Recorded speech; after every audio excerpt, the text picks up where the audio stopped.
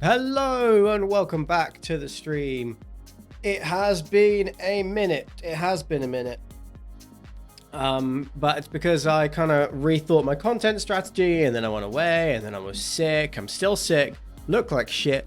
Feel like shit. But I do want to get back on the stream wagon. So we are streaming today, and perfect time to stream when you look like shit, feel like shit. Yeah, I recorded a video this morning. So I record videos. It tends to be the first thing I do in the day. So I recorded a video this morning. It'll be up on Tuesday, and I literally, Orion is like in the background. I literally, like, I'm on the video like, hey, welcome back to another episode of Operation Double Mythic. I feel like shit. And it's like, it's honestly just such a sad sight. Oh, it's such a sad sight. Trying to perk up a little bit. So we're doing something pretty fun today. There is an Arena Direct on, which is very expensive, very luck-fueled event where you can win a collector booster if you trophy the thing, which is like one of the only ways to get real, actual money from winning in Arena. Win it so we can add things to the cube. Yes, that is the plan. We'll add things to the cube, maybe sell some other stuff. I have played an Arena Direct before. I have entered twice, and I went 0-2 and 1-2, and that was with two pretty strong decks, in my opinion. So, not putting any pressure on us. I just got to try and enjoy myself. Otherwise, like, odds of winning are so low. It is so luck-based. It's best of one. It is draft, not sealed. This time it's Duskmorn draft. And I think it's like 6 wins for the money, for the collector box, up to 2 losses. So I thought it was sealed, in which case I was just going to jump in and build a sealed deck, take my time, and I thought I would have been fine. But it is a draft, yes, which is very interesting. I don't remember. They usually aren't drafts. They are usually sealed events. So if we're going to jump into a draft, then I think it's pretty important that we just do a tiny little bit of revision of the Duskmorn format. So that's what we're gonna do first. So let's take a look at 17 lands, and let's just get like just refresh our memory of the Duskmorn format. So Duskmorn, this is sorted by game in hand win rate right now, which is generally the best way, not explicitly, but generally the best way to tell which cards are the best in a set. So best card in the set, Overlord of the Mistmoors. Not surprising. Good if you can just cast it. Good in Reanimator. Reanimator was indeed busted, and this is in the Reanimator colors. Second best card in the set, Valgavoth's Onslaught. I won games with this card. This is super busted, really strong. Third, Unholy Annex.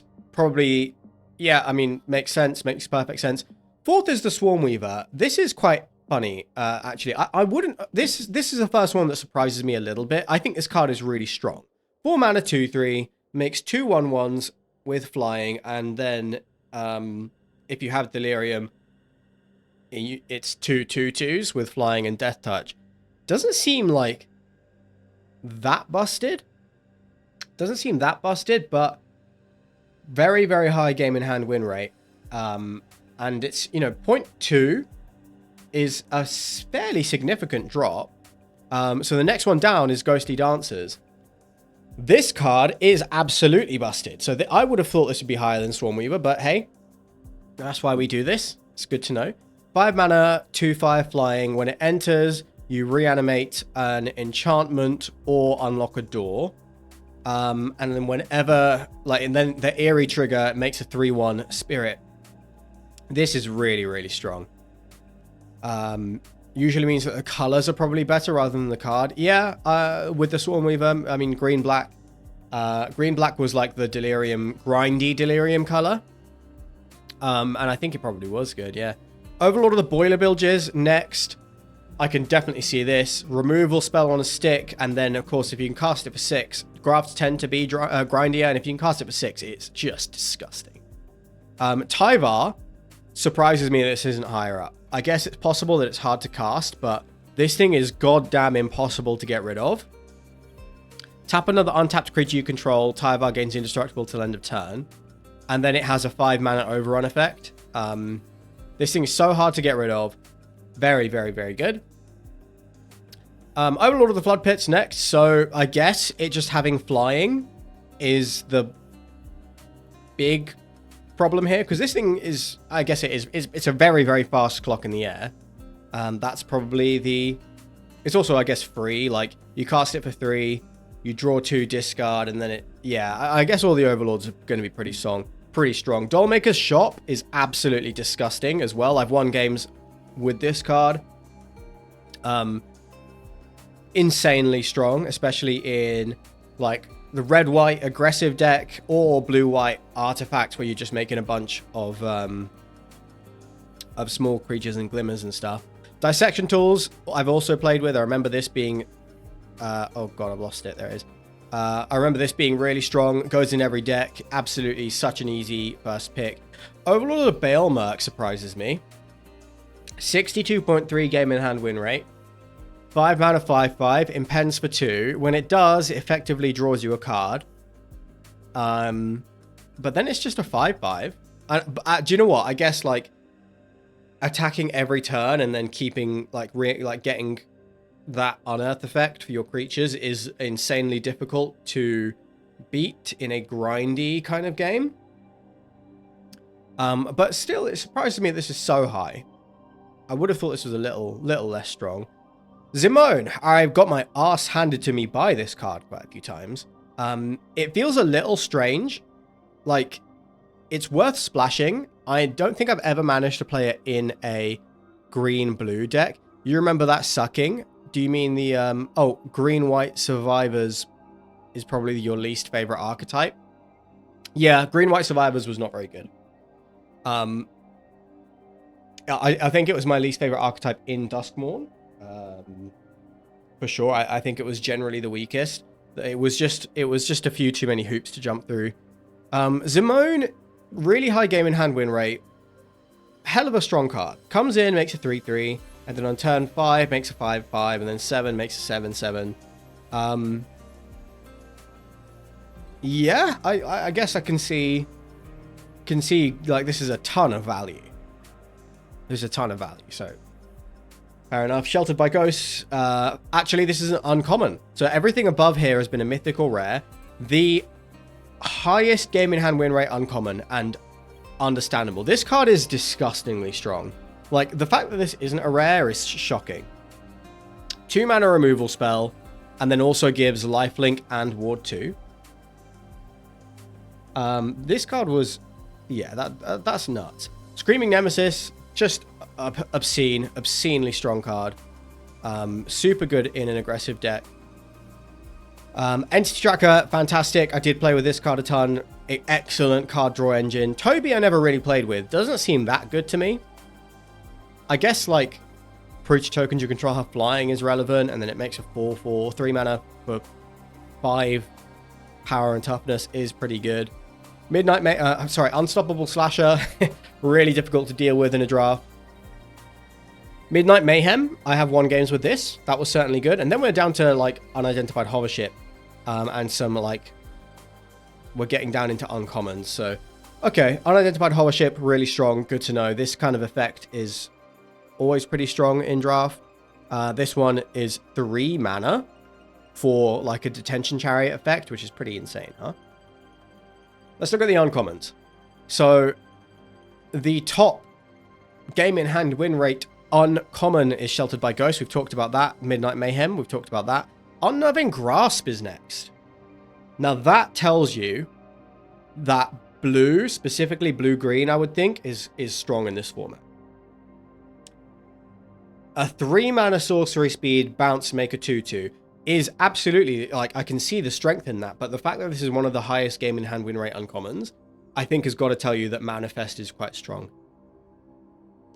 Optimistic Scavenger, busted. Blue-white Eerie was really strong. I remember the blue-green uncommon Signpost being the most annoying card ever. Oblivious Bookworm, yeah, next one down. This is such a good card. Yeah, such a good card. Draw your card basically every turn in the Manifest deck. This was super good. And it's so cheap as well. Under the Skin is next. That's interesting. And so that tells you, that reminds me, green is really strong. 3 mana sorcery, make a 2/2. Return a permanent from your graveyard to your hand. This can get you a land if you need it. Most likely you're getting a good creature back. But Under the Skin, 60% game in hand win rate. Disturbing Mirth is the next one down. Obviously, this is the first one that's 2 colors. Actually, no, that's not true. There's Oblivious Bookworm as well. But this is grindy. So red-black probably works best when it's grindy. Because if you have this card in there, it's a grindier deck. And yeah, okay. So red-black is at its best when it's grindy. It's good to know. Gremlin Tamer, busted. Brood Spinner, also busted. Never actually popped off with this thing, but it is a really good card. Fear of Isolation. Next one down. I did not think this was that good. 2 mana, 2/3. Bounce your own thing. I know it's good in standard, but in draft, I didn't think this would be that good. It appears I am incorrect. Do you know what? Actually, with Manifest Dread, this kind of draws you a card. Like, if you have a manifested thing and it's like a land or a spell that you want, then you can just bounce that and then you've effectively just, like, drawn a card. Which is pretty sick. Arabella was very strong. I think I did have some good Arabella decks.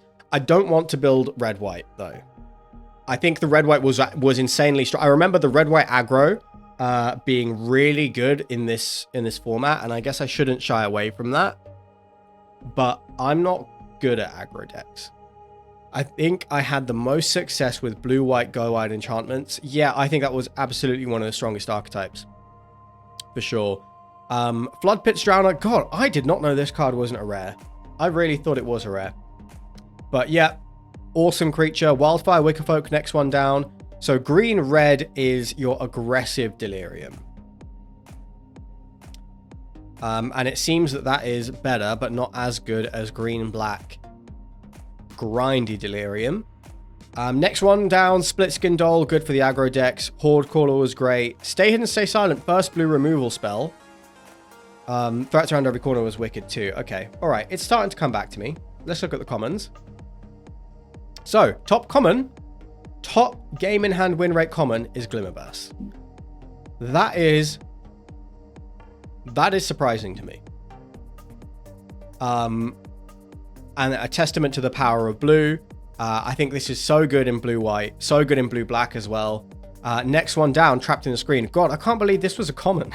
This was a really strong card. Yeah, sick card. Dragonfire is next. Premium removal spell, makes tons of sense. Spineseeker Centipede. This one massively overperformed. I think this card was really good, but I don't think we thought it was going to be as good as it ended up being. This ended up being a really strong card. Glassworks, amazing card in the Rooms deck. Good enough in most other decks as well. Just a decent removal spell. Clockwork Percussionist, this is your premium common for the green-white aggro deck. Unable to Scream, awesome piece of removal for any of your blue Eerie decks. Turn Inside Out. That's a little surprising. That's a little surprising. But again, like, okay, so our premium commons for red-white aggro are Percussionist and Turn Inside Out. Next one down is Vanish from Sight. This is very interesting because I don't think this card looks that good, but here you have it. Like, the Surveil is pretty useful, I suppose. Blue must be really strong because the blue bounce / tuck effects I think are higher in the data than I anticipated. What, this, like, yeah, 4 mana tuck effect is like a staple of draft now.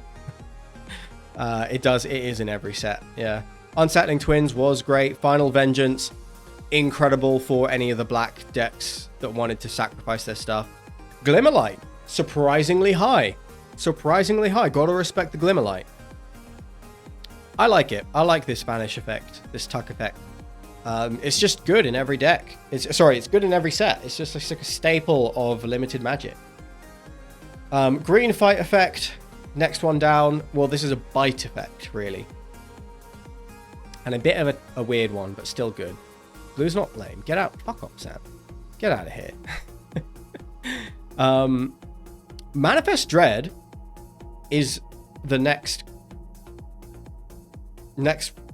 highest, like 56% game in hand win rate for a 2-mana 2/2. That is a real testament to how good Manifest is, because 56.3% game in hand win rate for a bear is crazy for a 2-mana 2/2. So Manifest Dread must have been really strong as a mechanic.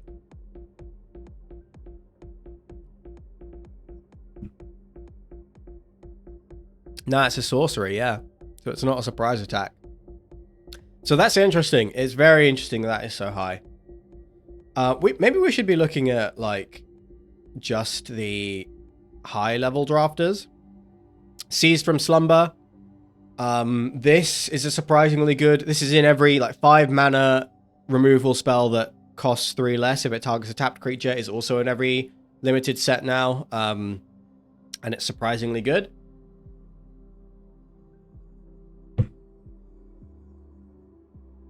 Surprisingly good. Next one down is the Rat. 2-mana 1/1. Turns into a 2/2. Great. Say its name. Wary Watchdog. Tunnel Surveyor. Tunnel Surveyor is a great card. Friendly Ghost is next.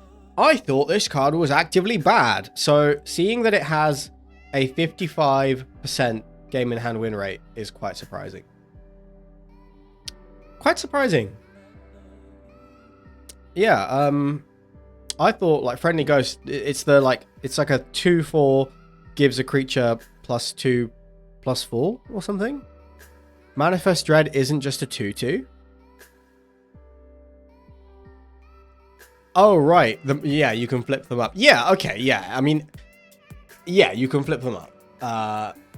In which case, I guess it's like effectively drawing a card, but 2-mana draw 1 card. Or if it's not something you can flip up, then it's just a 2-mana 2/2. I'm surprised that that's so good.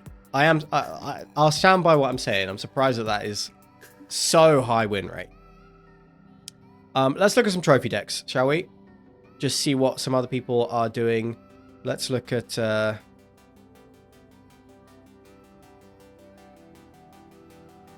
Duskmourn, Brem Draft, Mythic trophy decks. How are people... Is it available to draft right now? Are people like... Can you play Duskmourn Draft right now? You can! Interesting. So we could have a practice run. I just know, I went to see and I saw people have been playing it today. It surprised me. Okay, well, let's have a look at some of these trophy decks here. So this deck trophied, it's Reanimator. Oh, it's green-black, splashing. Oh, with white top end. So full-on 3-color.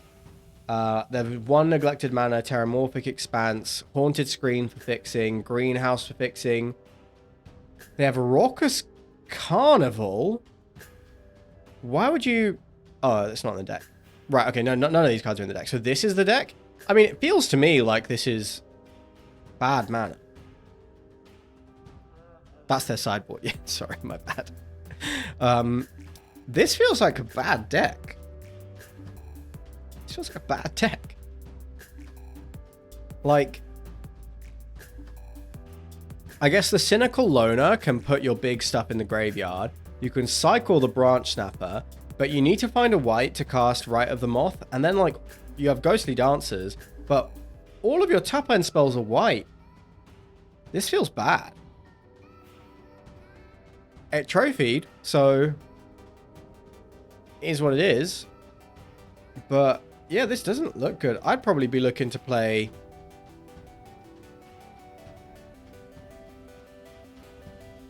You could say their dual land describes their their mana situation.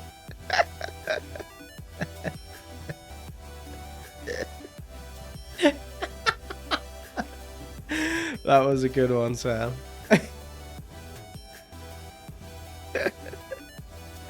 That's a good one. That's a very, very good one. Oh, that tickled me. Yeah, I don't really get this. They have Valgavoth's Onslaught. Maybe it's just 4 Spine Seeker Centipedes wins you the game. But they have Onslaught and threats around every corner. And that is all they have in the way of Manifest Dread. That is not enough.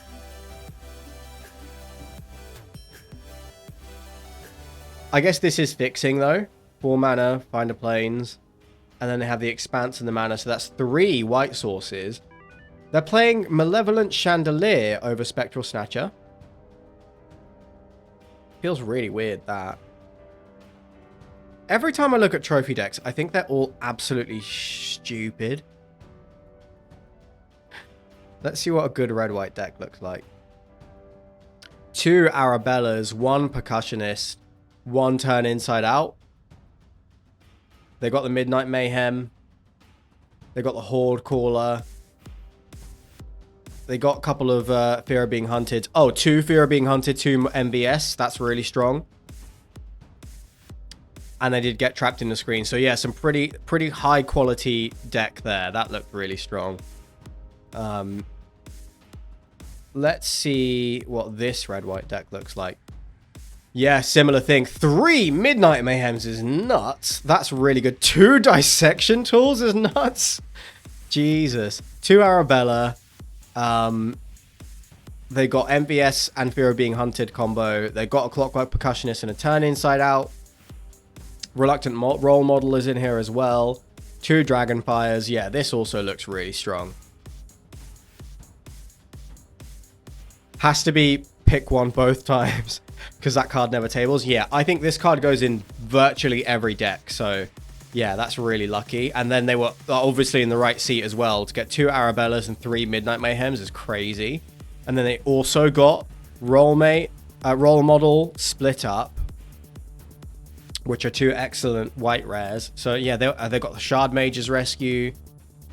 Yeah, they were definitely in the right seat here. Some awesome picks. Let's see what Gruul trophy deck looks like. Oh, right. Okay, so they got the Patchwork Beastie, which is a good enabler for your Delirium. 2 Wicker Folks is very strong.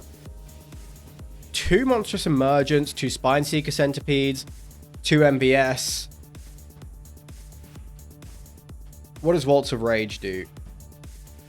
Seems good. Seems fine. Oh, Flytrap is busted. Really strong card.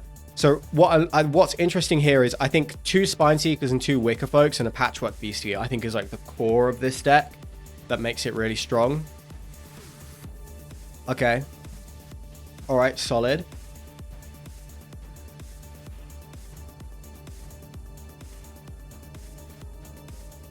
Very solid indeed. Shall we have a look at... Let's look at this blue-white splashing red. So the splashing red for Razorkin Horde Caller. I don't know if I would do that. That seems a bit odd to me. But 2 Inquisitive Glimmer. This is the one that's not as good. This is not as good as the other uncommon, the Gremlin Tamer. 2 Split Skin Doll, 2 Trapped in the Screen, Unwilling Vessel, 2 Friendly Ghost, Splash for the Horde Caller, Grand Entryway, Surgical Suite, Fear of Abduction.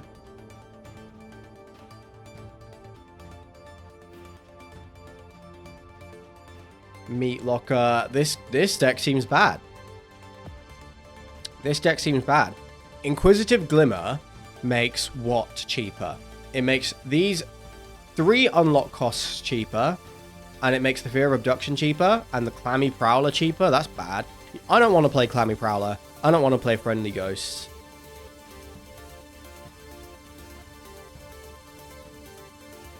Yeah, interesting. That looks... I'd be pretty disappointed if I had that deck. Let's look at what Rakdos is saying. So Rakdos is grindy delirium... No, grindy sack synergy stuff. So they got 1 Disturbing Mirth, 1 Skin Ripper.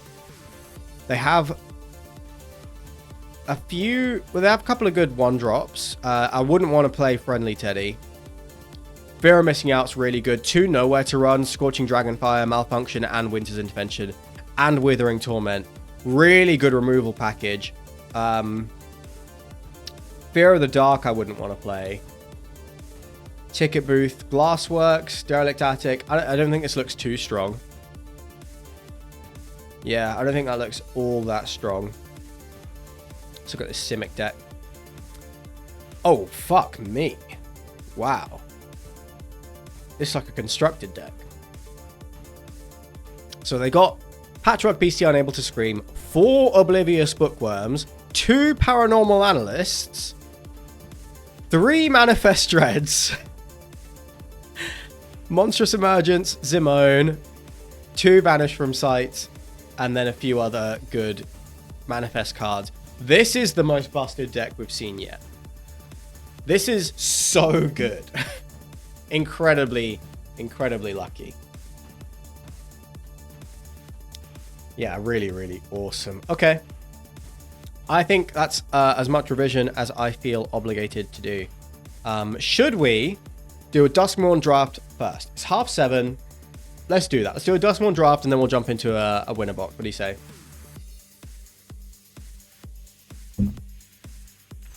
Or should we just jump straight into a winner box? What do you think?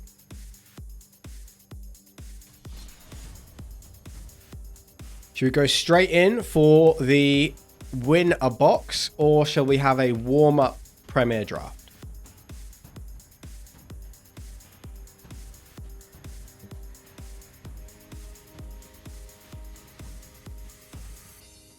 I'm in for a warm-up Prem draft.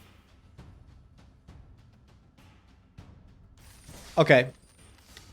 We're going to do a warm-up Premier draft, and then we are going to jump into our winner box draft. Do that tonight. We'll see how it goes. I'll be live again tomorrow. Late morning, early afternoon. Possibly.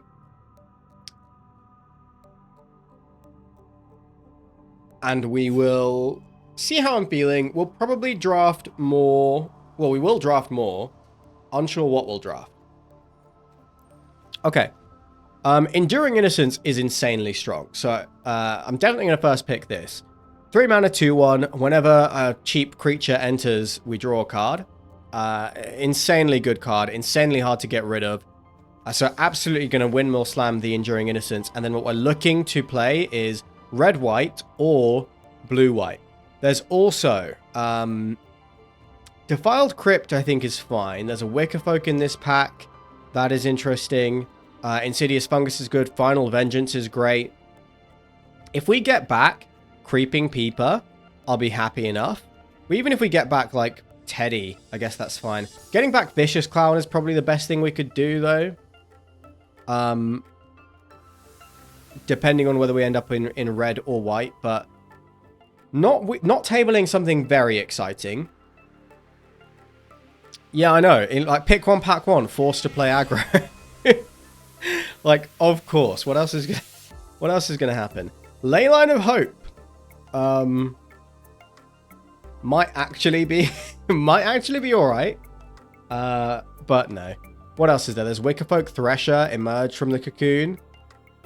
Grand Entryway is great.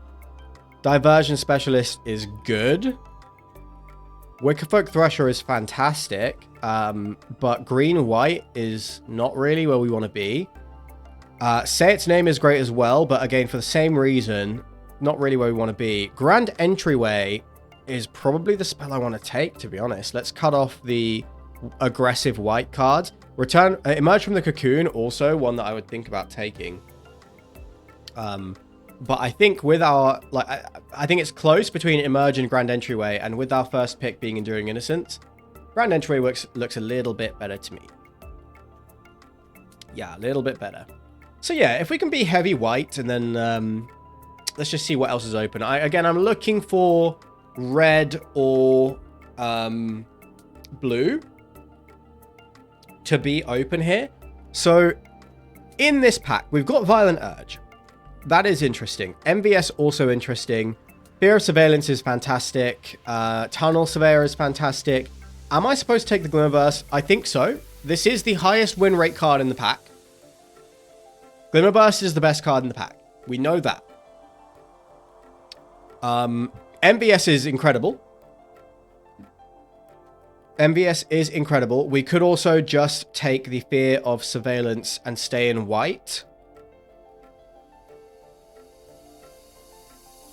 I think it'd be between those two. If I'm going to take another color here, it's going to be the higher win rate card, which is Glimmerburst. If I'm staying in white, I'm taking Fear of Surveillance here. And I think that might be correct.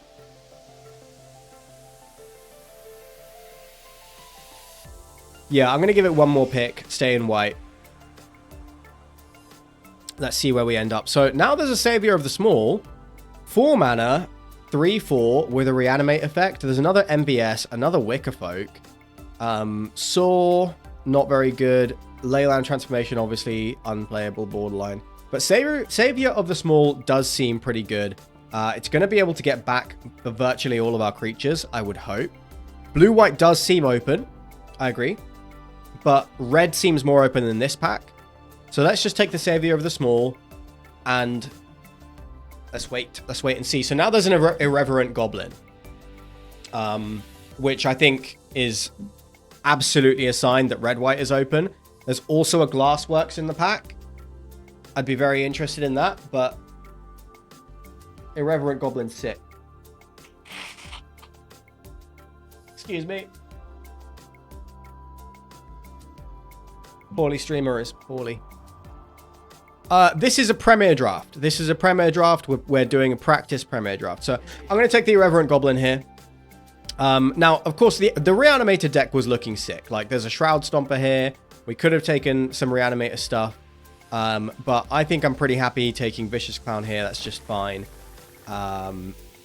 Hey, we're in red-white. I jinxed it. I jinxed it when I said I didn't want to play this archetype. But I think Irreverent Goblin's a pretty strong sign. So there's a Fear of Surveillance. I'm going to take the Turn Inside Out. There's also a Raucous Carnival. But Turn Inside Out, we know it's one of the best cards. We know it's one of the higher game in hand win rate commons. So we're going to take that. So there's an Inferno in this pack for us, a Tunnel Surveyor, which is fantastic, and an Orphans of the Wheat. Orphans of the Wheat is, I guess, like, it's a 2/1. It can attack through. Yeah, maybe this is good. I think it is good. I think it's better than Inferno. Obviously, there's a lot of blue in this pack, so if I were taking blue, I'd be taking the Tunnel Surveyor, though, which is not quite enough of a draw. I think red is slightly better. Friendly Teddy, I'd rather not take, so I'm going to take the Clown.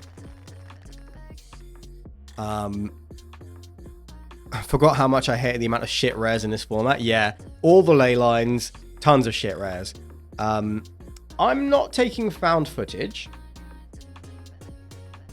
So I guess we'll take the Razorkin. We're hoping not to play that. Oh, man. That's all really good blue stuff.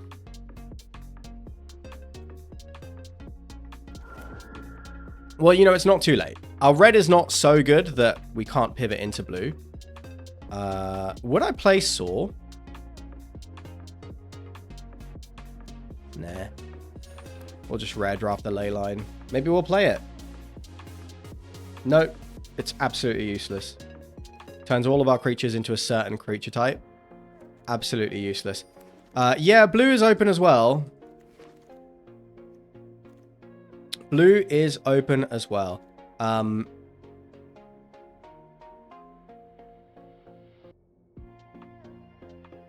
Veteran Survivor seems really, really mid to me. There's a Clockwork Percussionist. This is a 1 mana 2/1. And after a few turns, it becomes a 5/4 with Hexproof. Not Grievous Wound. Winter's no good. Fear of Falling there. Cheerleader is solid. But Clockwork Percussionist, I think, is actually going to be my pick 1, pack 1. Honestly, I think the Veteran Survivor might even wheel, in which case we'll take it. Maybe the Cheerleader wheels, and we'll take that. Be pretty happy to get either of those back.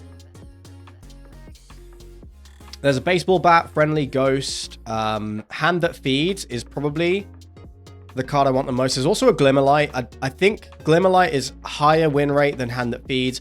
Am I taking Waltz of Rage?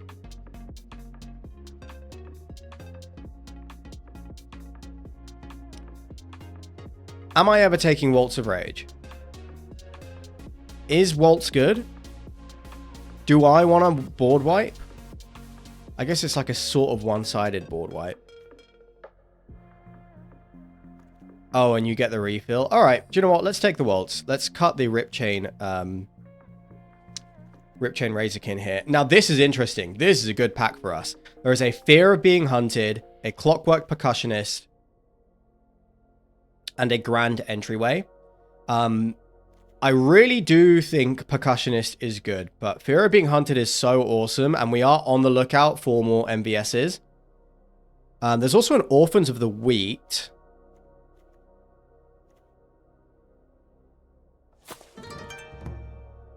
I'm just genuine. Thanks for the follow, man. I appreciate it. I will add you on Discord. I'll add you after the stream. There's also a Grand Entryway. All interesting stuff. I think I'm going to take the Fear of Being Hunted because the upside of finding an MVS is pretty high. Good stuff here. Piggy Bank is an incredible 2-drop for this deck. There's also a Cheerleader and a Hardened Escort. Believe I'm going to take the good aggressive 2-drop here. Split Skin Doll is incredible over a Raucous Carnival, Fear of Surveillance. Enters, draw card. Most of the time, that's going to be it. So yeah, awesome. That was a pretty high win rate card, as we learned. There's a Hardened Escort in this pack for us, and an Untimely Malfunction. 2 mana, 2 creatures can't block, versus a 3 mana, 2 power creature that gives something else indestructible. Is Untimely Function good?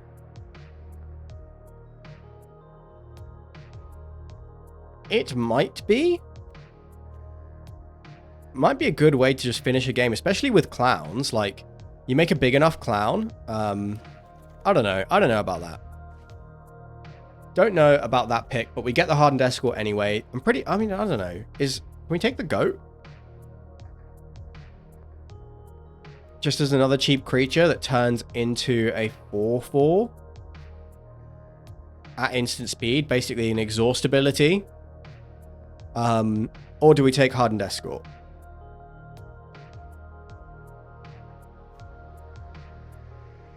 Don't remember it being good. I agree. I don't remember it being good. Take the fucking goat. I'm really high on exhaust.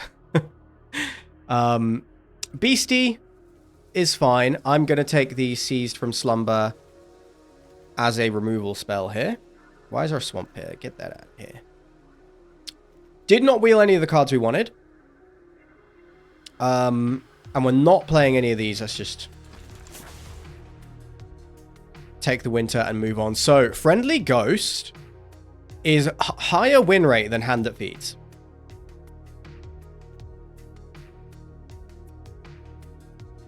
Let's trust the data. Let's trust the data.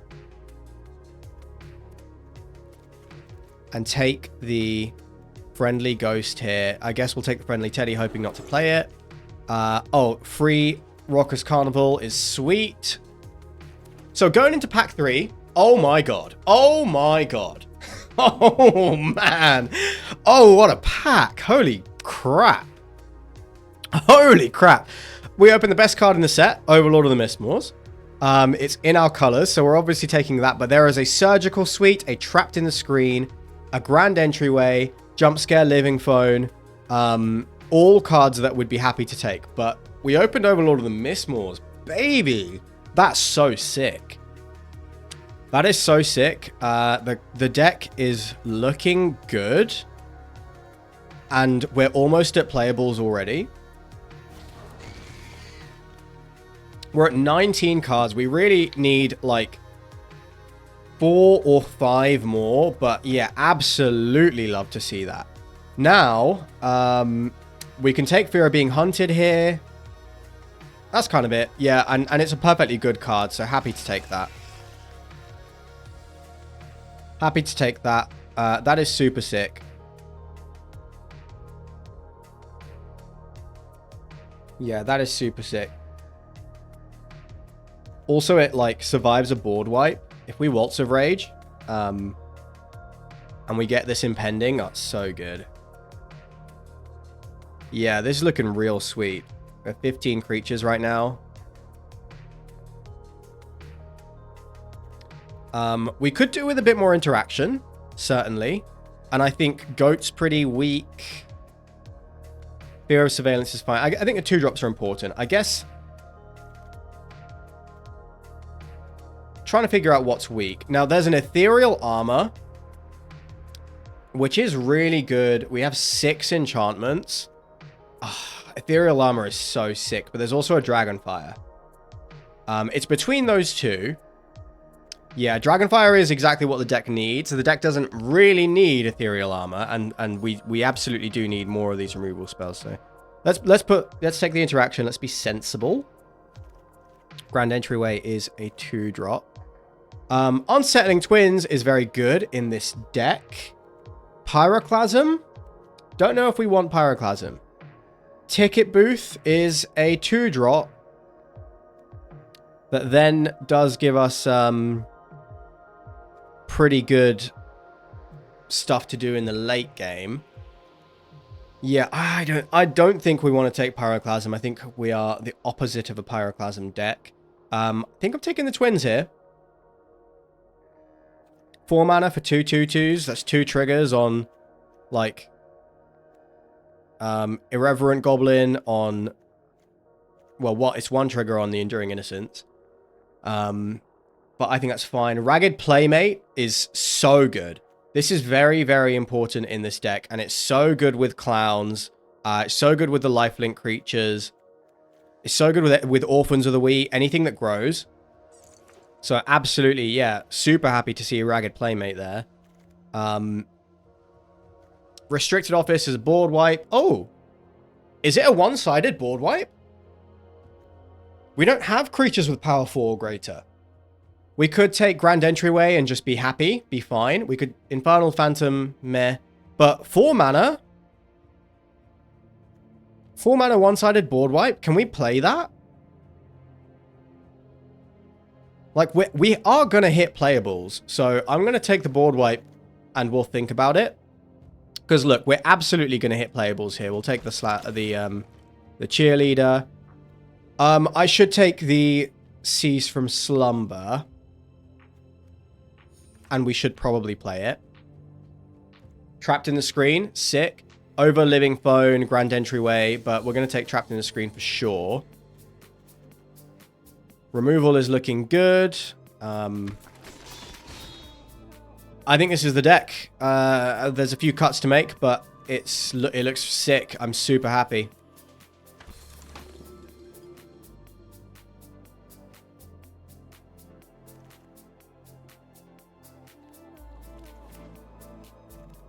Yeah, let's just get to deck building here. I'd be really happy if this was the direct. Okay. So there's no other cards I want to add. Let's chuck in this Raucous Carnival. 4 cards to cut. This is our creature curve and our interaction. So our removal looks like this. Waltz of Rage.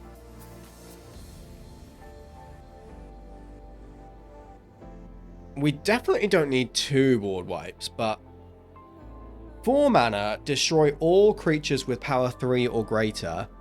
And that literally, that hits Savior of the Small and the 2 Fear of Being Hunted, which we might cut anyway. Oh, and the Piggy Bank. It's definitely speculative. Is this card good? Waltz is better. So my instinct is that Waltz is not better because we don't have very high power creatures.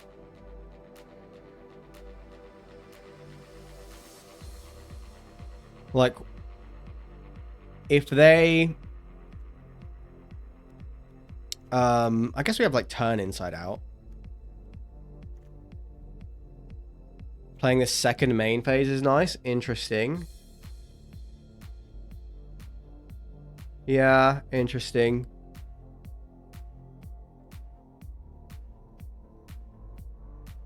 Okay. Yeah, alright. I'm not sure. Let's try it out, though. We've got time. If one feels bad, we can always swap it out for the other. Restricted Office might be cute. How often is this going to be relevant? Let's cut that. Let's start there. What else are we cutting? Probably the Untimely Malfunction. Now that we have Playmate, it's another way around it. Like, another way to push through damage. We also do have, like, Fear of Being Hunted, which can make blocks awkward.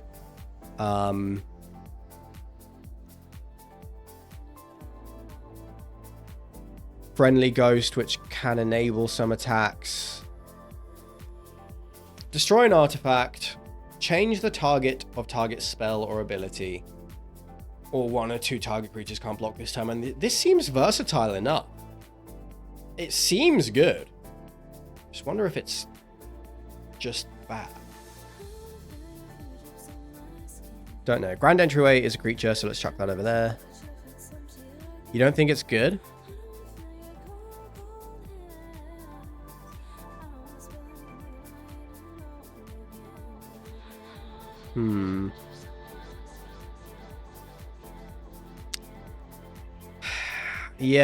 Yeah, no, I don't remember it being good. I remember it being pretty bad. I guess I'm just re-speculating on things as if it's a new format. I should probably trust my gut. Do I want the goat? We have plenty of creatures. The goat is just... Yeah, the goat is more... Like, it's better as a discard outlet than anything else. 2 drops look insanely strong. If we're making 1 cut, is it a land? The most expensive card in our deck is 5 mana.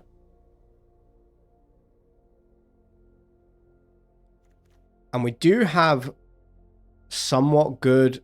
like, we have Irreverent Goblin and Enduring Innocence to draw cards, to sort of cycle cards.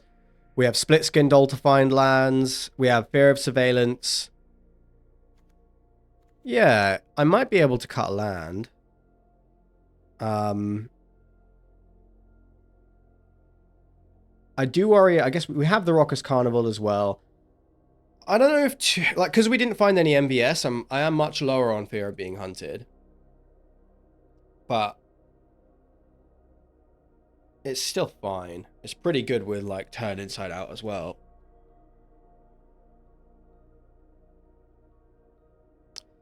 Okay, so we've got more double red pips than double white pips, but double white pips are the better cards. It's a pretty even split. Let's see what our... Yeah, slightly more white pips. So I guess we'll trim a mountain. But then our turn 1 play is red. And also does sort of help you find a land, possibly.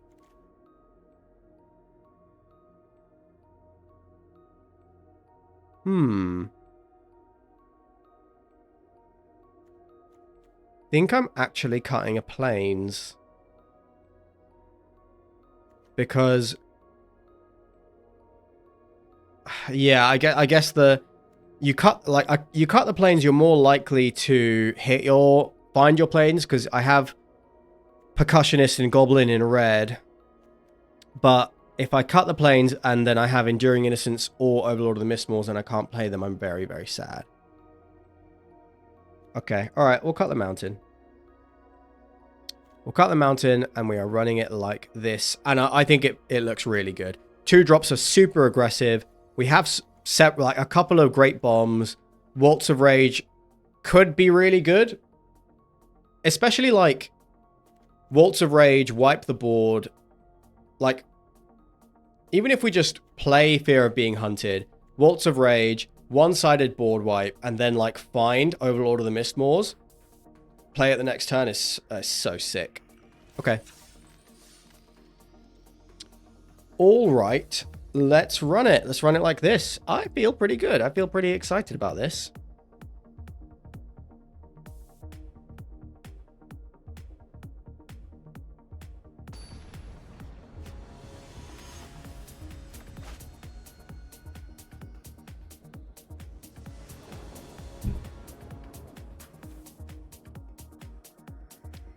Well, we have 2 lands. We have a 2-drop, couple of 2-drops, and then we have a good curve. So we're going first.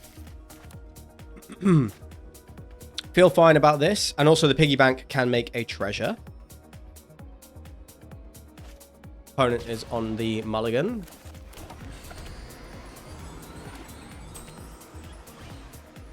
Scrabbling Skull. Well, piggy bank can hit through that, so that is nice.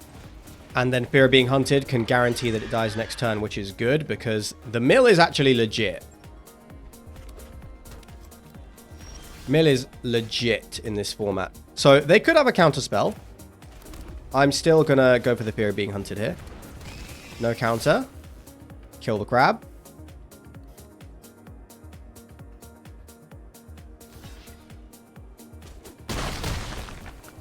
Incredible position to be in.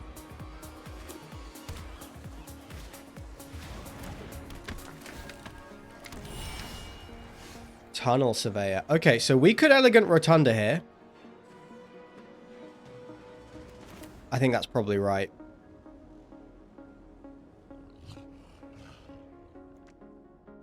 What I want to do...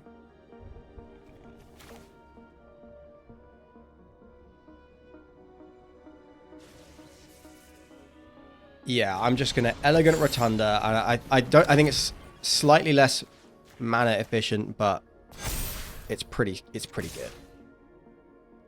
They have to double block this thing. We can just keep hitting them with this 4-3. We're going to draw cards soon. Casual attack for 7 on turn 3. Disgusting. Meat Locker. Sure thing. It merely... yeah, I'm starting on the Enduring Innocence here. Yeah, it merely slows us down. The 2 removal spells in hand is awesome. Looks like they are blue-red rooms. Waltz of Rage. Interesting. I could do that. That's a thing we could do. Do I want to Trapped in a Screen this? Unlock. They're going to unlock this when it hits me. Yeah, okay.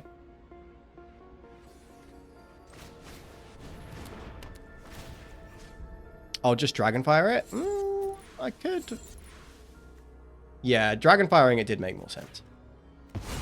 I forgot I had that in hand. And yeah, okay.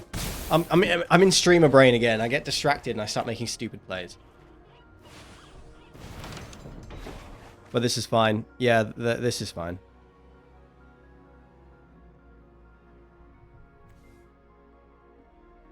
Yeah, I know. I know, Sam. I know.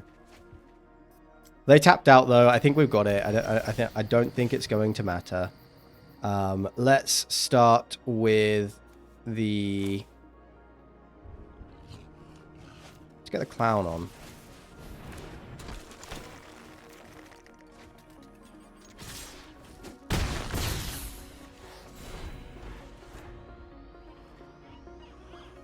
ahead in the game, soldier. Yeah, my head is soup right now. See, we can Dragonfire that. It's fine.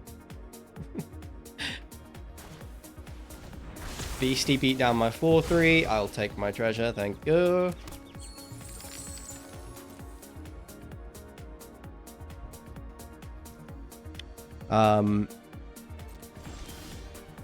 Turn inside out is pretty sweet. So let's start with the Dragonfire. See if that resolves. No, there was no need to Dragonfire at instant speed.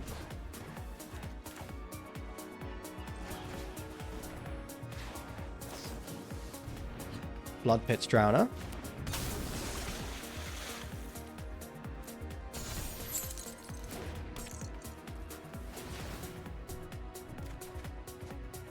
There's the Overlord of the Mistmores. Don't really feel like we can lose. I am going to attack.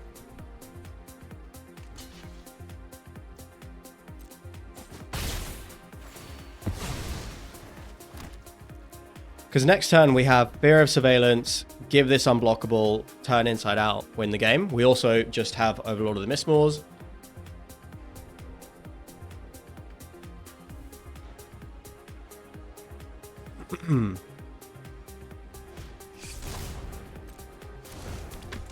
Three, 2. And they stay hidden, stay silent.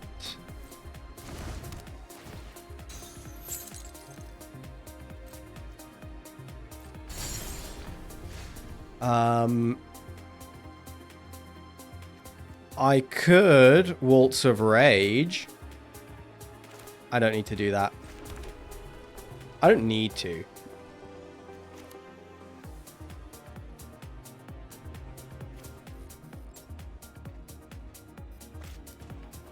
What? 100% Waltz of Rage? Yeah, but I can just Overlord of the Mistmores. And there's just... They're not overcoming this. There's no need to do it just yet. If they, like, find a way to overcome all of this, we have Waltz of Rage for something really problematic, but... We're fine. What could they possibly have? I'm at 26 life. They're going to make a bunch of shitty 2/2s. They're going to die to turn inside out next turn. Like, yeah, ramp.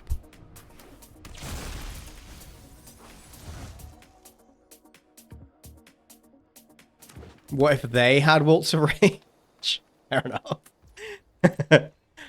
Fair enough.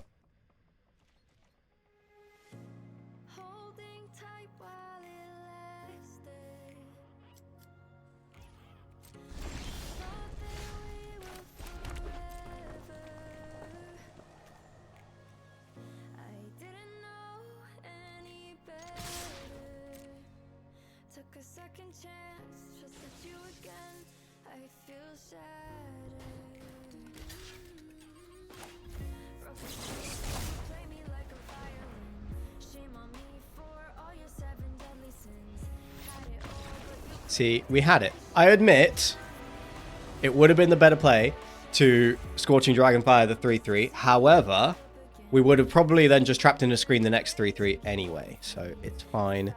It's fine. We won the game. What more do you want, Sam? What more do you want? We won the game.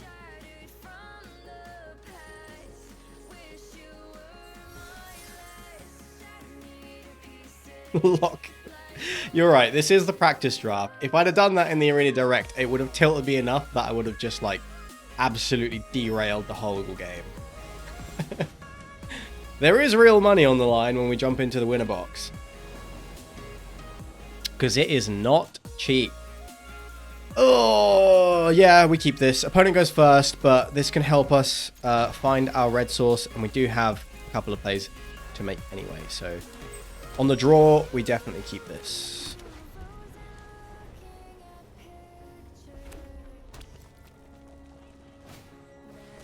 Wary Watchdog.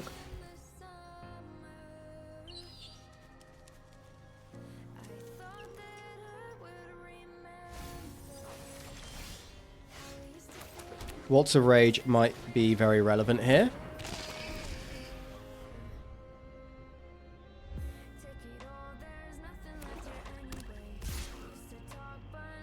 Yeah, I'm taking the 3. I might need this Surveil if I don't draw a land. Well, I did draw a land. Fuck.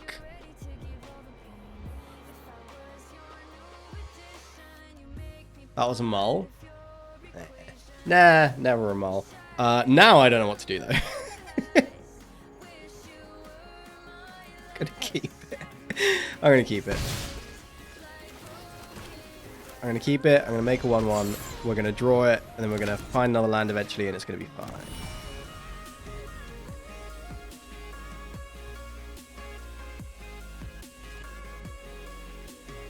Can't keep a hand like that when you play 16 lands. Well, this is why I don't play aggro decks. I don't know how. Why, like, the idea of mulliganing. Mulliganing sucks. It's disgusting.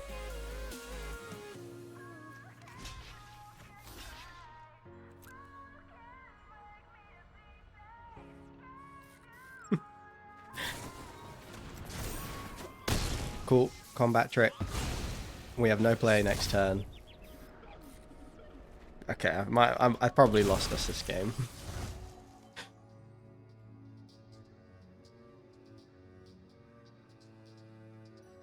Because now we just need to top deck a land or we're going to lose. Unlock Grand Entryway.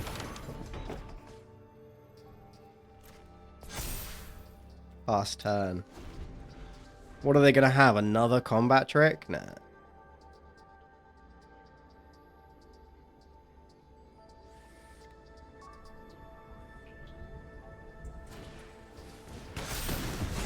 Balls.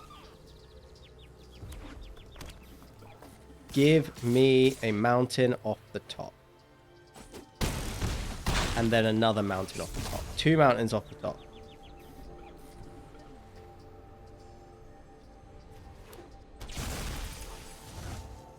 Leyline of Resonance in the deck? Fuck off. Get out of here. Balls. Yeah, it's just... That was so shit. Okay, that was a mull. Alright. Okay, alright. So, you have to curve out with your aggressive deck. I did know that. Yeah, I just thought, like, the Surveil would get us there. But I thought the Surveil would get us there. Now we know it wouldn't have at all. Even if we'd have bottomed the Overlord, we wouldn't have got there to the mountain. So I was wrong. Is this a keep? Yes. This is very much a keep. This is actually an insane hand.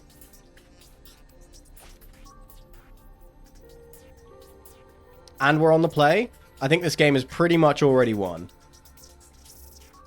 Like, this is nuts. 1 drop, 2 drop into draw card. We've got all 4 of our lands. Overlord on curve. Yeah, this is the nut draw. The only thing that could go better is if we play Enduring Innocence on turn 3. Grand Entryway.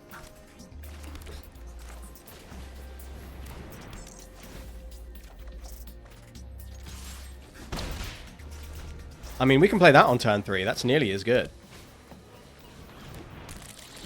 Into a Flesh Borrower? Is that what I want to do? Yeah. Fine with that.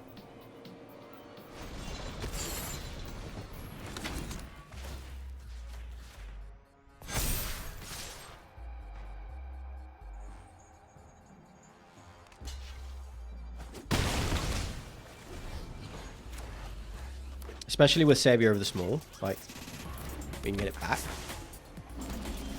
4/4. Right, let's get this going then.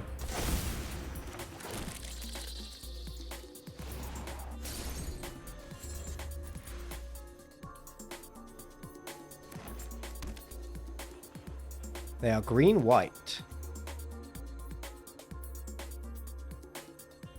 And actually, we could have attacked because we would trade with the Toby.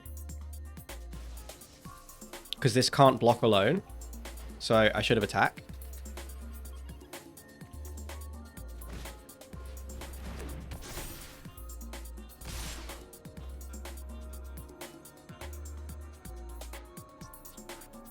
Interesting. They have 3 green mana up.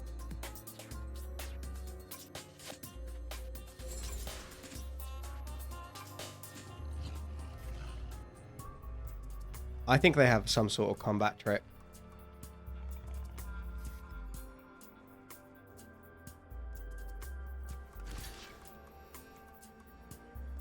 We don't have to triple block Toby. We can just double block it.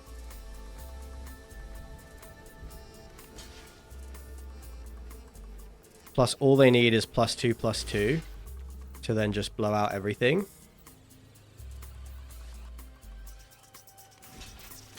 Triple block it is.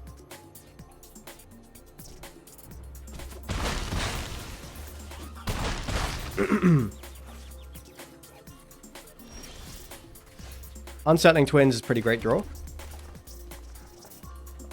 Although, maybe I would rather have Savior of the Small in play.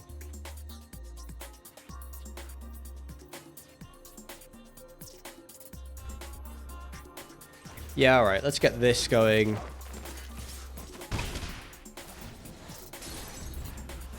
But yeah, we'll just gum up the board. And then the Overlord of the Mistmold comes down and kicks butt.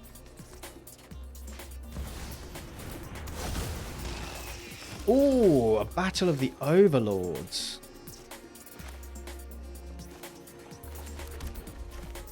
Okay, let's Unsettling Twins. Oh. Heartbreaker.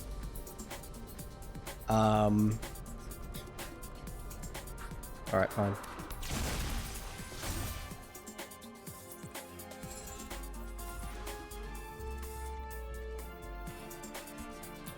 Let's... Well, we can't attack. This is no attacks. If they attack, we have got a double block there, and then...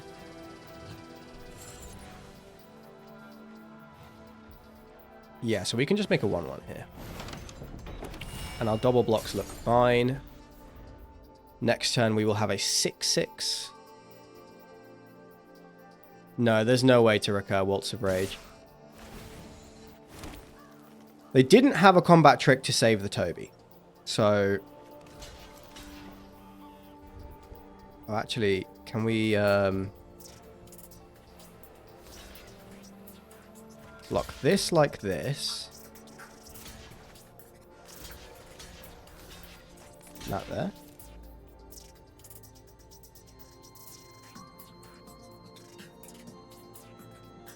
And that means our Unsettling Twins survives. Shard Mage's Rescue, pretty nice.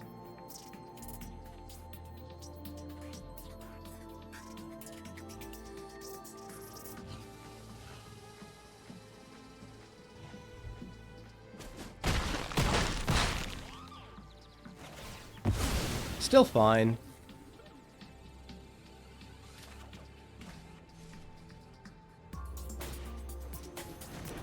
Veteran Survivor. Running out of gas. Flooding out a little bit. But, hey, we have a 6/6. And ours is better than theirs.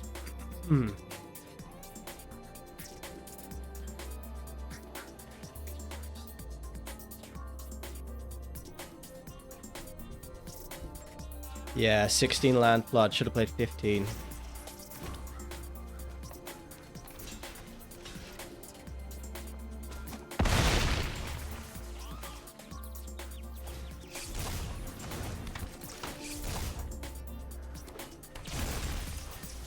Motherfucker. Trapped in the screen. Oh, man. So I want to hit the Overlord.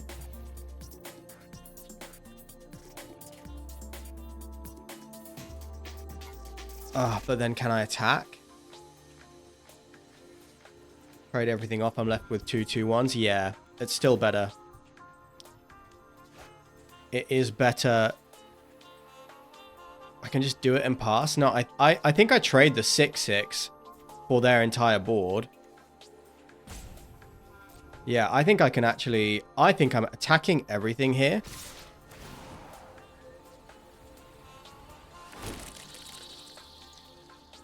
Trading off their entire board, taking their overlord, and then I am in a winning position, and I've already flooded, so hopefully...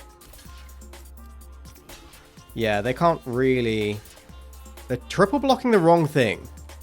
I think they've clicked the wrong creature. They've clicked the wrong creature. What the fuck was that?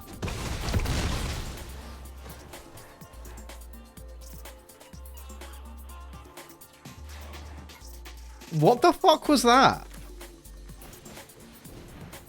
They triple blocked the cheerleader?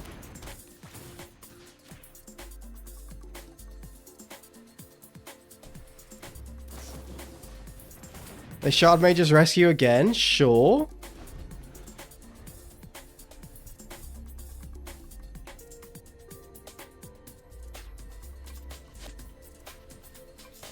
I mean, yeah, they might have feared a combat trick, but that was still absolutely wild.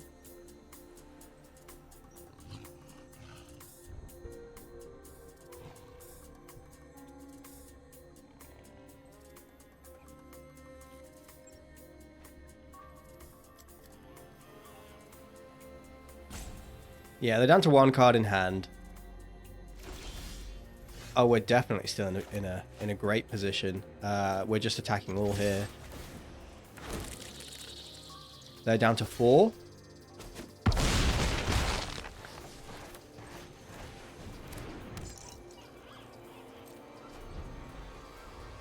What the fuck, what? They're down to 4. Yeah. Attack all is good.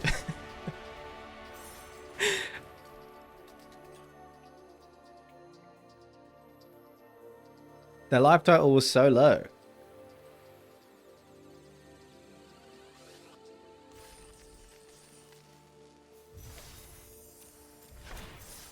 Okay. 2-1. Deck is busted. They had some very busted rares of their own. But we still won pretty handily. Yeah. Aggro player over there suggesting not to hit the attack all button.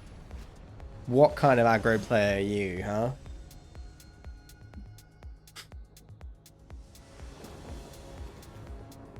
Whatever.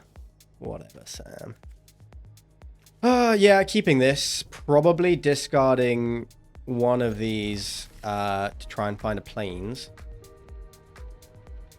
Strong creatures player, not an aggro player.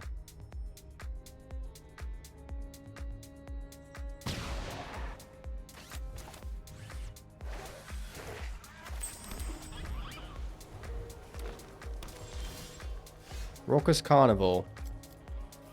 Okay, so I'm actually going to lead on the Enduring Innocence. Is that greedy? Maybe. But it draws me 2 cards when this comes in, and I can't resist that, man. I can't resist that.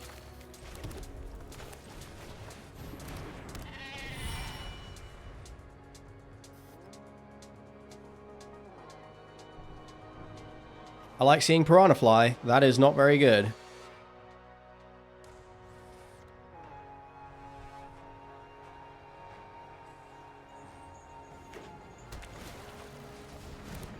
Wary Watchdog, also fine. I like seeing mid cards from our opponent.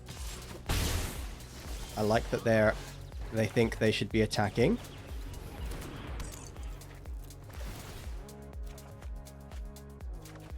I like Ragged Playmate. That's a good card.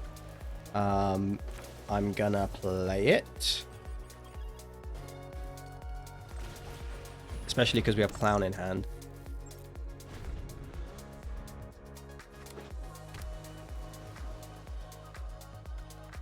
We have Fear of Being Hunted, Turn Inside Out combo.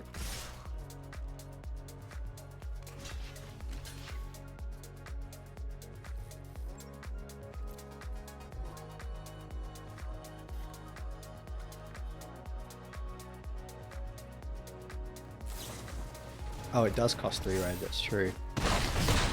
All right, we got their frantic strength out of them. We could seize from slumber this thing. It is a 5/3 trample.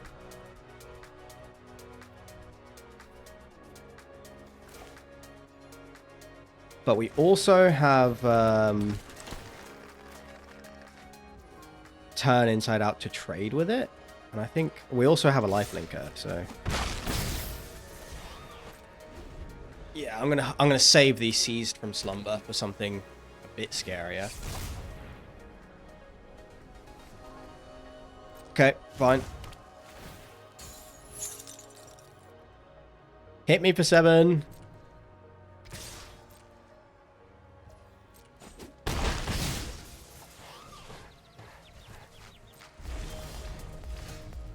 Waltz, we're 1 mana away from the waltz. Okay, so this is cheerleader.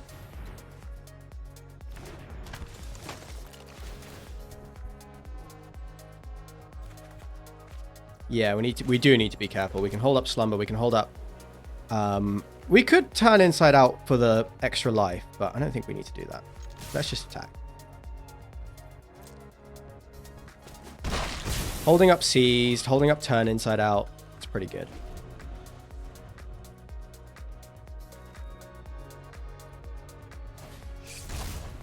Dissection tools. Awesome. If they go for an equip, we have seized from slumber.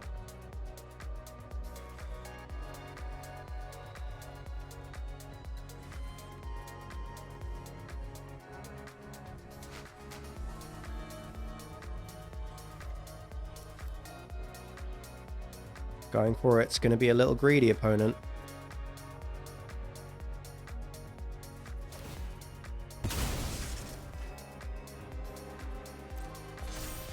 Interesting.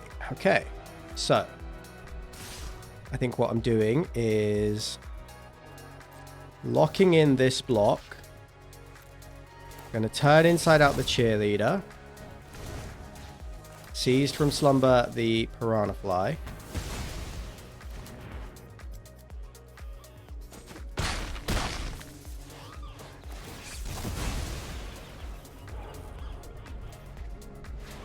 Unfortunate.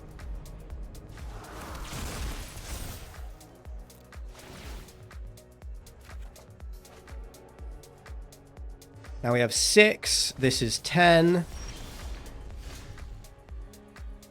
Don't quite have lethal. But we do have another Seize from Slumber up.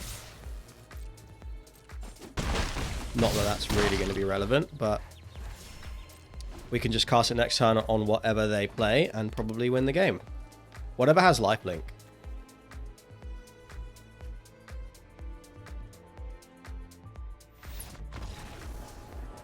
Who's the Fervent now? Easy to QX.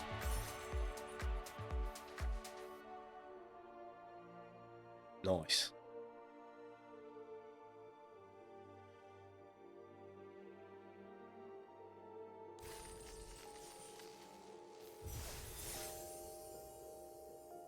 Three 1, and the one loss was easily avoidable.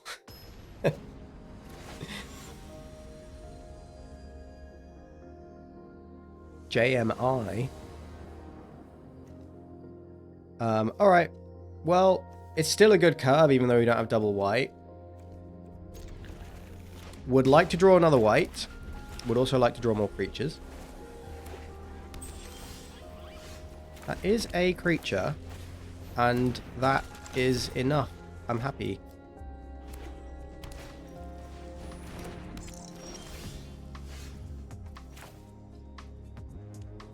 Interesting. We have a mirror match.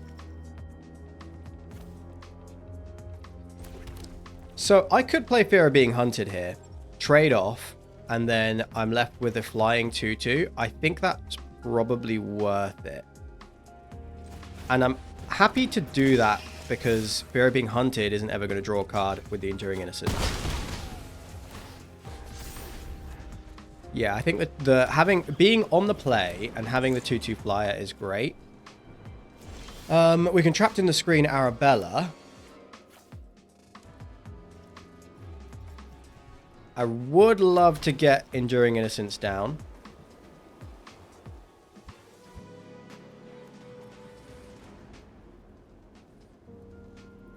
But they attack with Arabella. They hit me for, what, 2? They drain me for 2 next turn. Do I have to deal with it now?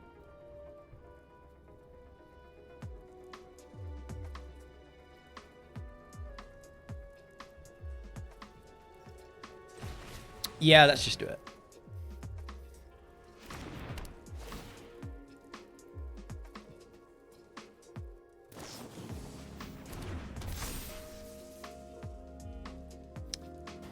Okay.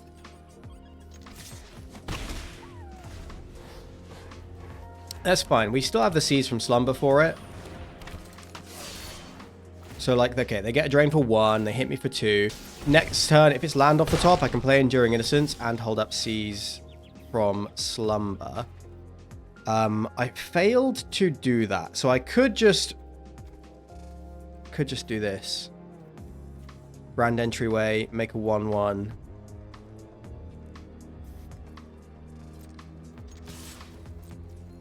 Exile the Arabella now while they're tapped out. I definitely want to do this.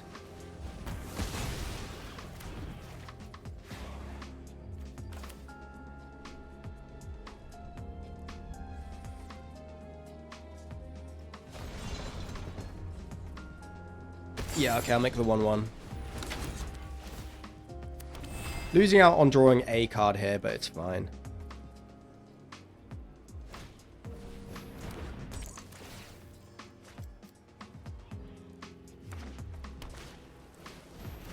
Yep, there's the second Arabella, naturally.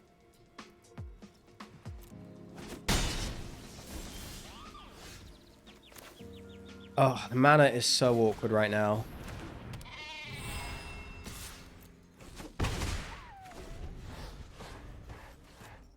But the Arabella can't attack very easily. I think, yeah, I've got to go for the block here. Oh, I can't. Okay. Dragonfire was a very good draw.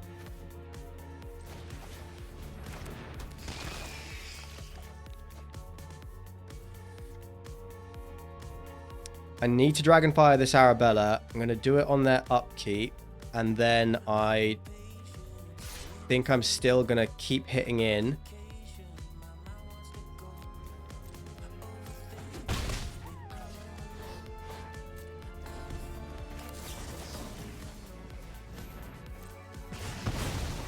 Okay. Okay. We're all right now. We can double block the MBS and trade with the Split Skin Doll.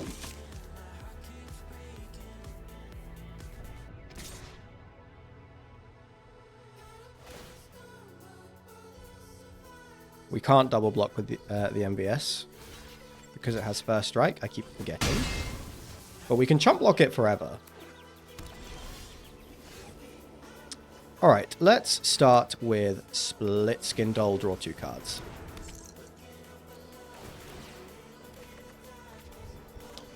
Overlord of the Mistmores is very good.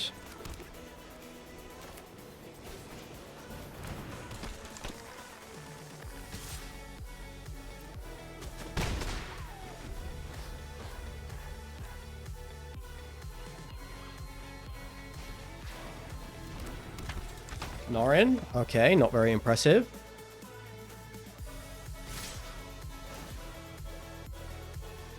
Okay.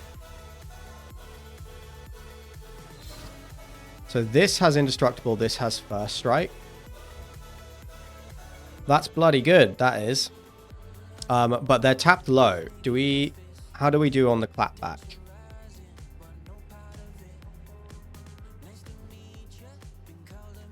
It's a really good block. Sorry, it's a really good attack from them.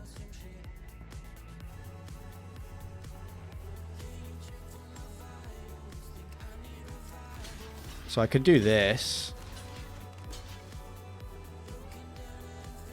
Trades. So they are going to...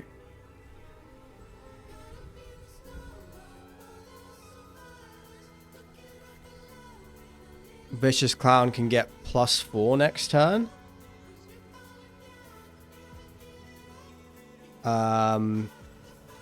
It can.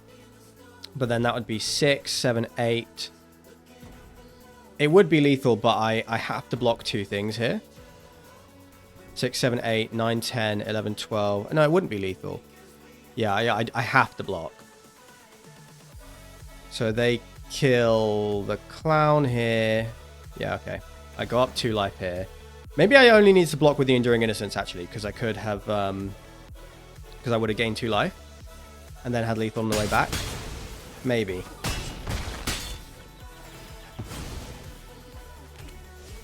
Did I fuck that up? I think I fucked that up.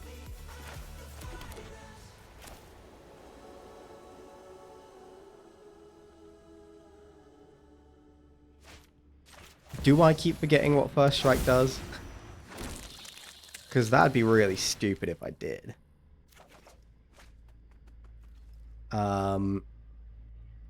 Is this a risky as hell attack? I think I'm making it.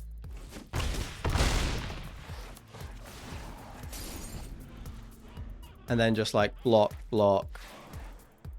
Yeah. Go down to 1. And then win on the swing back.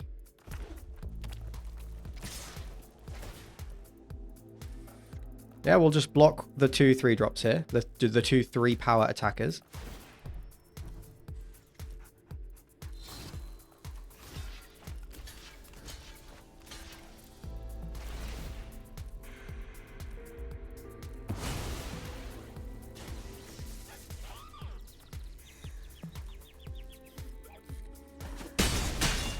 Down to 1.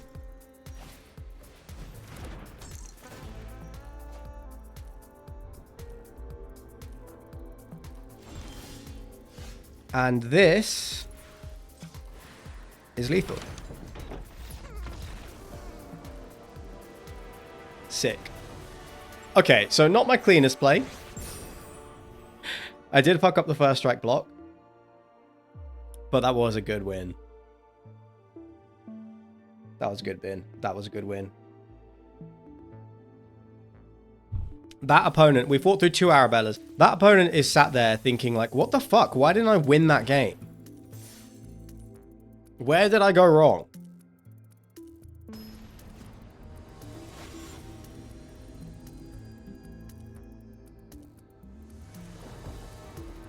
Okay. Yeah, Orphans of the Week into Fear of Being Hunted actually seems quite interesting.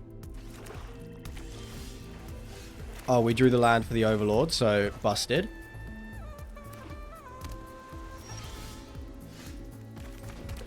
Orphans of the Week can be a... can get buffed up next turn, although that's only if they play... I don't know, we'll see what we want to do, but...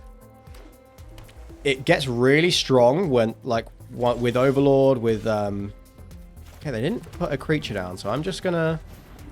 go all aggro here.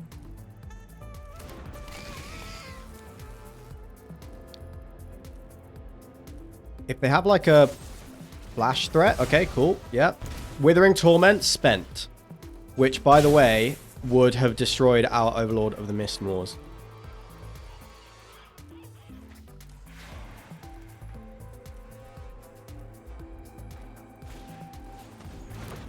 Fear of Infinity can't block, but it does have lifelink.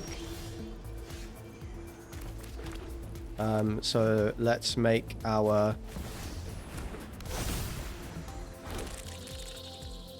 Let's attack. Tap one of these.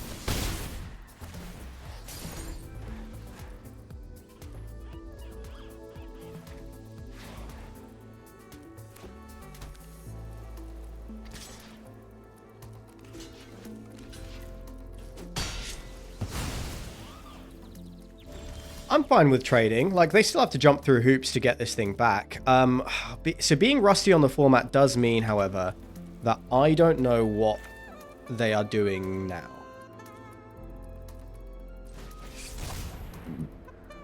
Like, I don't know what they're holding up.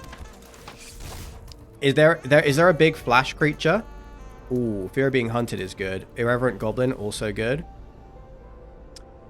Which one do I want?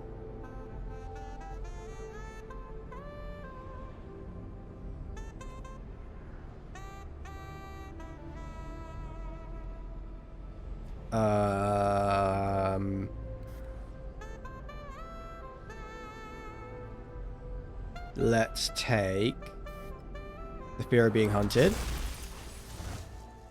They're not really at low life. They are at 15.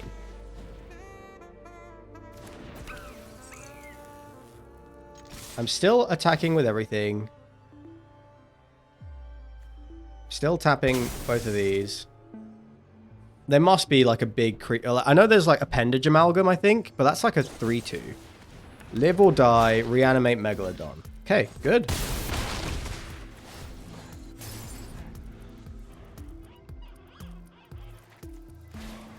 Yeah, like I couldn't remember that that was an option that they had.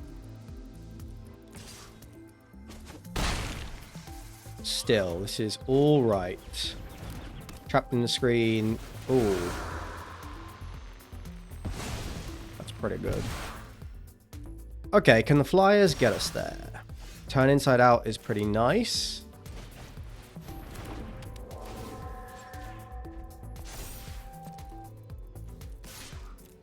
Wishing I had the gremlin instead, because if I'd have flipped up the gremlin, then my creatures can start throwing away the excess lands. Because the Megalodon does such a good job of blocking Fear of Being Hunted. Still, they're on a pretty fast clock. 7, eh? 4, 5, 6, 7, 8. Am I triple blocking?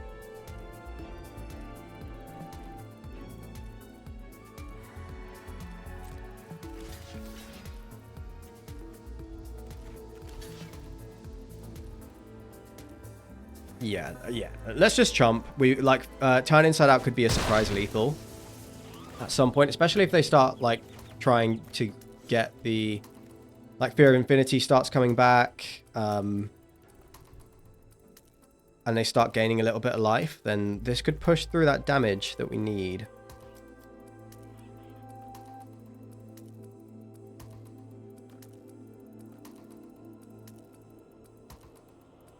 Piggy Bank doesn't have haste, but it's almost just lethal with turn inside out. But if we had one more creature with haste, so maybe I should have taken the 5. If I'd have taken the 5, actually it would have been lethal, right? Because I would have attacked, they would have blocked the 2/2/2s, and then I could have, I could have Fear of Being Hunted. So there was a lethal line there if I'd have just not blocked. Mad. Thanks, Sam, doing God's work over there. Yeah, there was a lethal line if I didn't block.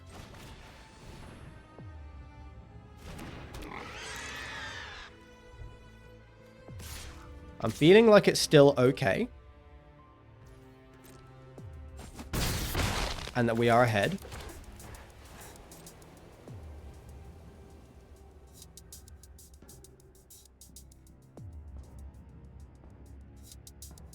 So they need a land to be able to get anything back with Ghost Vacuum. There's nothing in my graveyard they can get back. They can get back Spectral Snatcher. That doesn't help.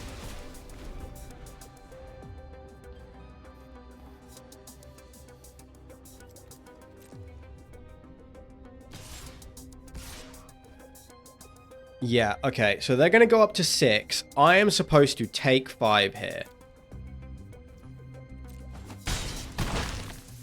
Go down to 6. Fanatic of Harrowing.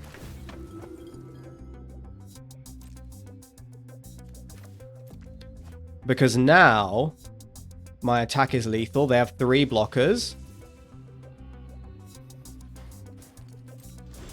Oh no, because they played a creature, it's not. But this is fine too.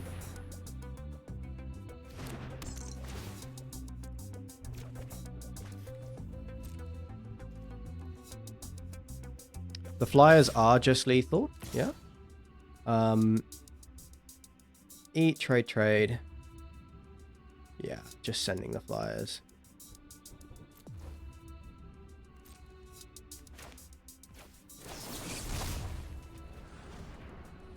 Playing around Winter's Intervention.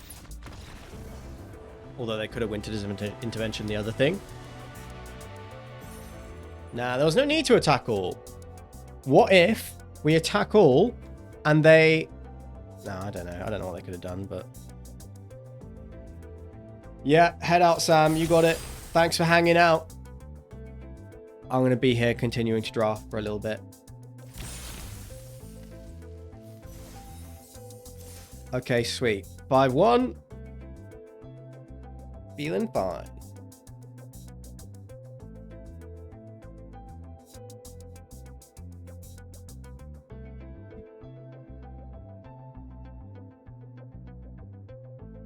One moment.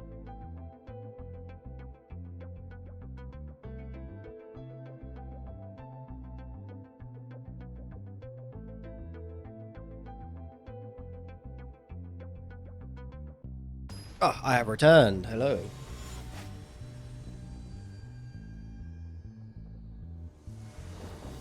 All right. I guess we lead on Irreverent Goblin. Decent cards. Decent-ish curve. Ooh, and our opponent is aggressive as well.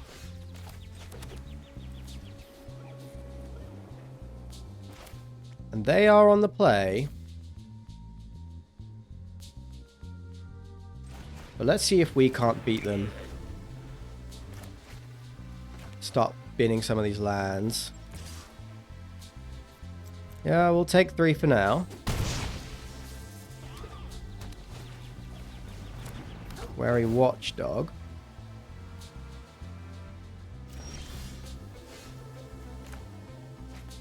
Okay. Let's play a mountain. Play a Fear of Surveillance. Discard a mountain. Fix our draw a little bit here.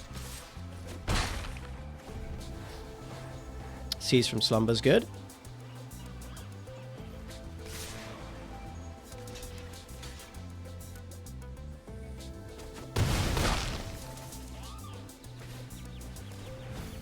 And then say its name, returning the Wickerfolk. Scorching Dragonfire in the bin.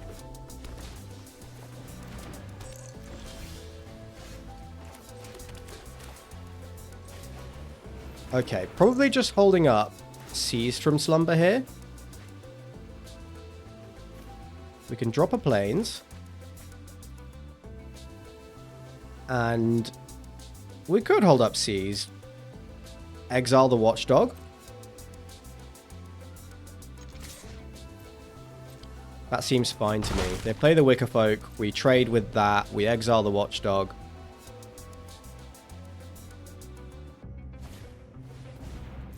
Okay, Spine Seeker instead. Oh, Spine Seeker plus Wickerfolk.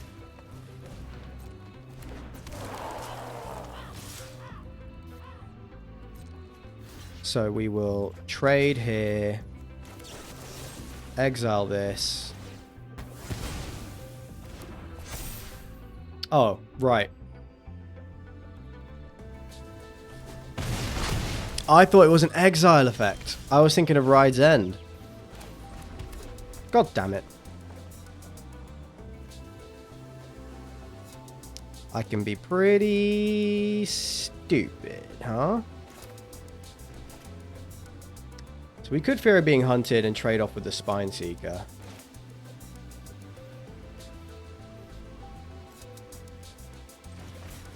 I think we got to...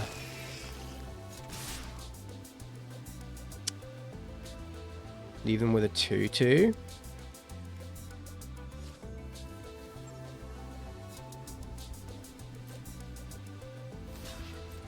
Okay, I have misplayed, but We might be able to stabilize. They're running low on gas. That is not running low on gas. Wow. All right. I made a misplay there, though. I did think that... I was thinking of Ride's End. Been playing too much Ether Drift. I thought it exiled, but it does not. That is a destroy effect. And I did not think about the impact that would have on Delirium. So, threw that one away. 5-2 now.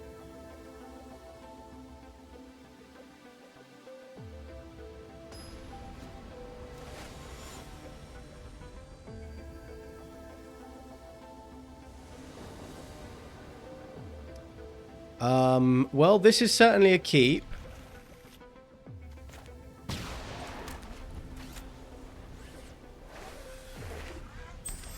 This is a very strong hand.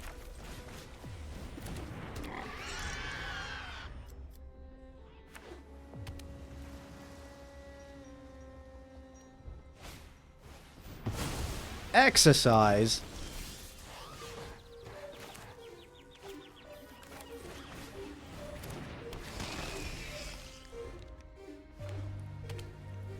Mr. Land. Unwilling Vessel. Mr. Land. Okay, let's find a land.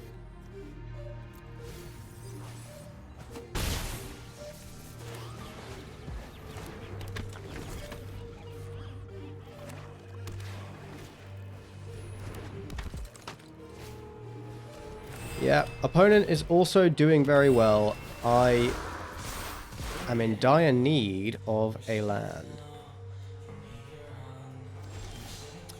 This is where Waltz of Rage is pretty sweet. I guess I'm fine with the attack because I'm fine with trading off. Nah, let's hold this back. It's a land, we'll keep it.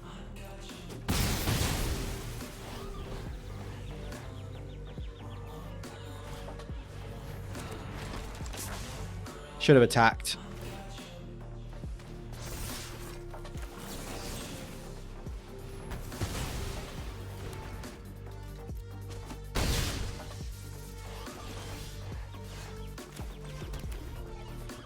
Trapped in the screen or fear of being hunted.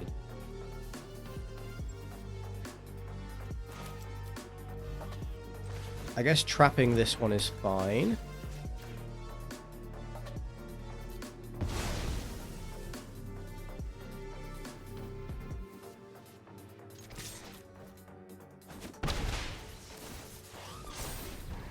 They take two. I have a flyer secured. Fear of immobility. Alright, so they attack. I can trade off with this thing. That's at least something. Oh no, I can't trade off with it. Okay. I got an Enduring Innocence here.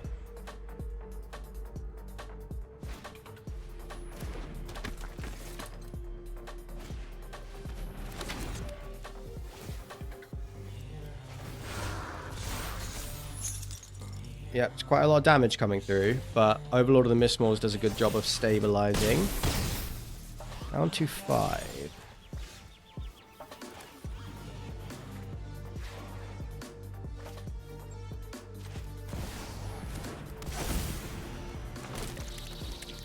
Waltz of Rage can just gain us a crap ton of life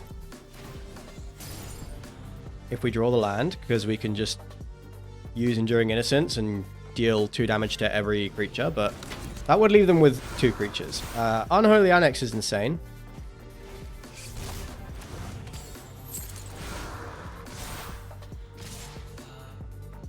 Wow, okay.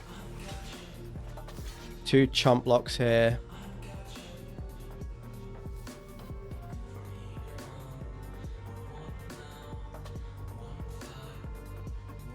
We could go down to 1.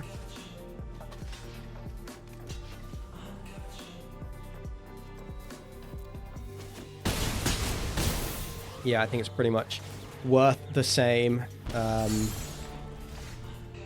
if we... Oh, man. Okay, so I guess this is fear of being hunted, but then that makes a token. So we have to Dragonfire, and then we just lose.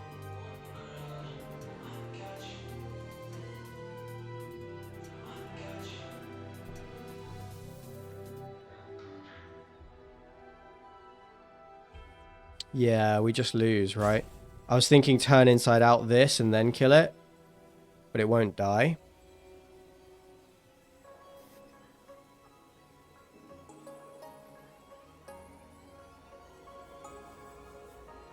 Don't have triple red.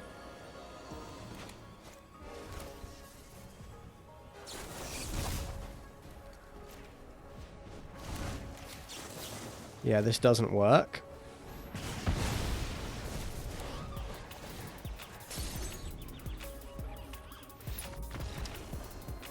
Okay, we got run over there. We got land screwed for just 1 or 2 turns, and that was all she wrote. Got best of 1.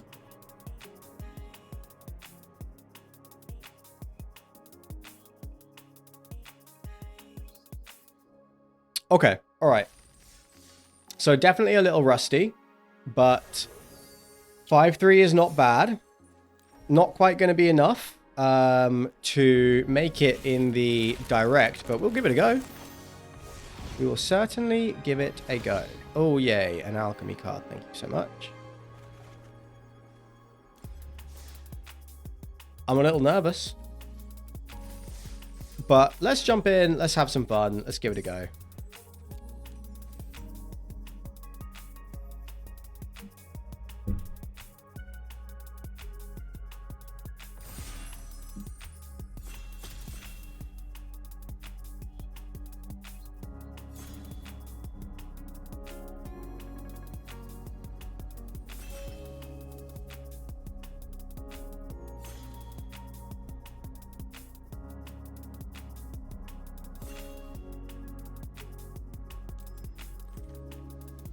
Oh, wow. How interesting. Pick 1, pack 1, Enduring Innocence again. Yeah, I mean, if we just build the same deck again, I'm pretty happy about that. There's also an Inquisitive Glimmer, Unable to Scream, Cheerleader. If we get the Cheerleader back or the Clown back, I'm pretty happy. So that's pretty likely. Or the Carnival. Drag to the Roots is good. Final Vengeance is good. So there's some good stuff in this pack, but we are just going to take the Enduring Innocence. And we are looking at red or blue as our ideal off colors. But this is a fantastic start.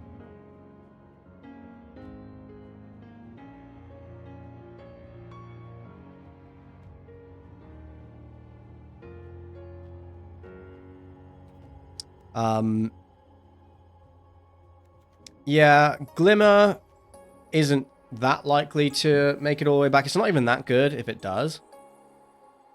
Yeah, most likely we get Cheerleader, Clown, or Carnival back. So there's a kind of an inclination to lean towards red-white. Leyline of Hope. This is the same draft we just had. How strange. Little bit weird. Little bit weird. This is a bad pack. Best card in this pack. I have no idea. This is a bad pack. I don't like Unwanted Remake. Maybe I'm supposed to take that. Maybe I'm supposed to take the Clown. I think Clown is like okay. It's definitely not. You don't want to be second picking it. I don't know about Hardened. No, Hardened Escort's fine actually. A little bit better than any of the other cards. So let's take the Hardened Escort.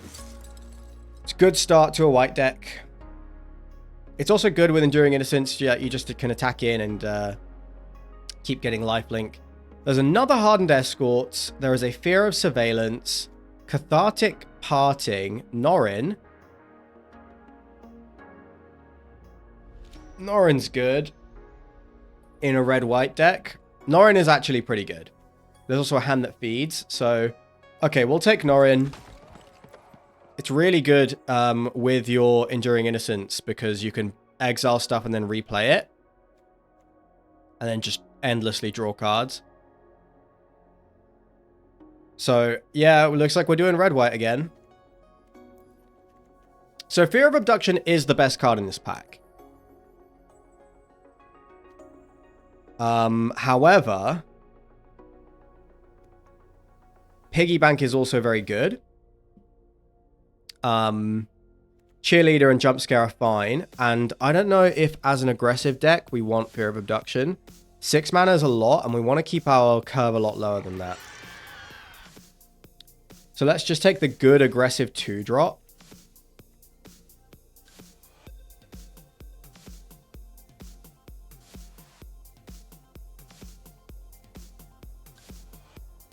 Yeah, let's just take the good aggressive 2-drop. I like big clunky 6 mana removal spell is not going to make it into the deck. There's a Rip here.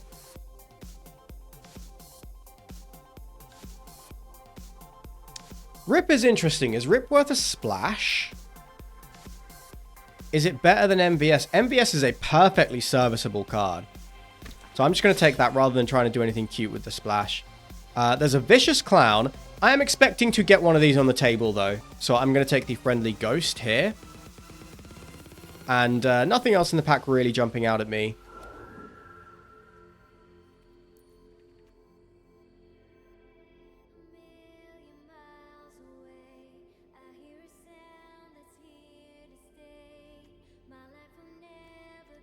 Yeah, I think like we could have taken the Rip and tried to splash it, but it might not have made the deck, whereas MVS is going to make the deck. So let's keep it lean. Friendly Ghost is a good one with Norin as well.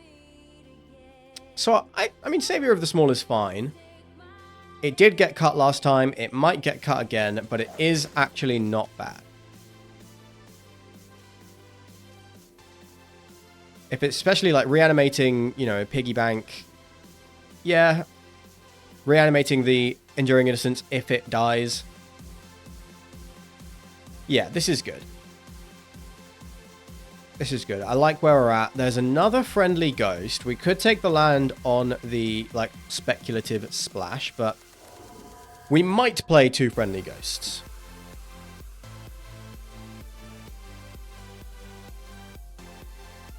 We might. It was pretty good that one time that we cast it in that last draft. And it does work pretty beautifully with our Enduring Innocence. So Attack in the Box might be good. 3 mana 2/4. And then it can just get in for 6. Do I just want a good 2-drop though? Kinda do. I'd rather have the Cheerleader. So Cheerleader tabled, the Clown did not. But I'm expecting to see more clowns. I think I'm going to take the Cheerleader over Attack in the Box. I really don't feel like Attack in the Box is good. We could take Unwanted Remake. It's more likely to make the deck than the Leyline is. So, like, it's not a good spell. Plane Cycler we don't really want. But Unwanted Remake, I don't know. Yeah, it could get rid of something really problematic and then just give our opponent a manifest. I don't love doing that, but might be okay. Jump Scare's good.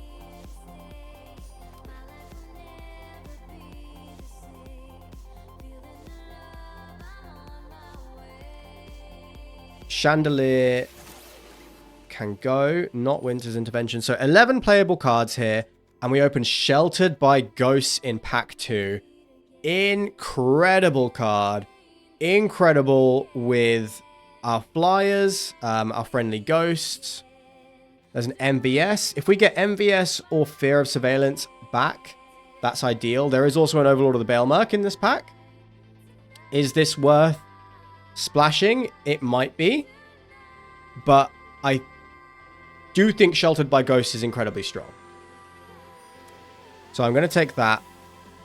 If the Sheltered by Ghost wasn't in that pack, I might have taken the Overlord of the Baelmerk, and we would consider just going black-white. But I think that the seat we're in is correct. Overlord of the Baelmerk is sick, though. But, yeah, this is fine. This is fine. I like where we're at. So we could take MVS. 4 drops looking a little heavy, though. So we could take Glimmerlight. And Glimmerlight is... like, having the first Glimmerlight's pretty decent. There's another unwanted remake. Pyroclasm Inferno, we don't really need those. Yeah, I'll take the Glimmerlight here.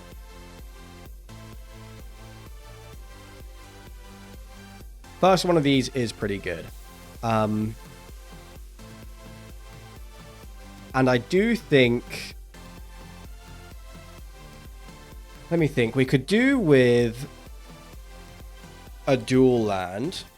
I would not mind picking up a dual land. We definitely could do with... like, we have one combat trick. Some more aggressive 2-drops. Is what we want. I'd love to open, like, Split Skin Doll again. Fear of Being Hunted. Just all the same cards. All the same cards. Now there's a Shard Mage's Rescue and nothing else interesting. Happy to take Shard Mage's Rescue.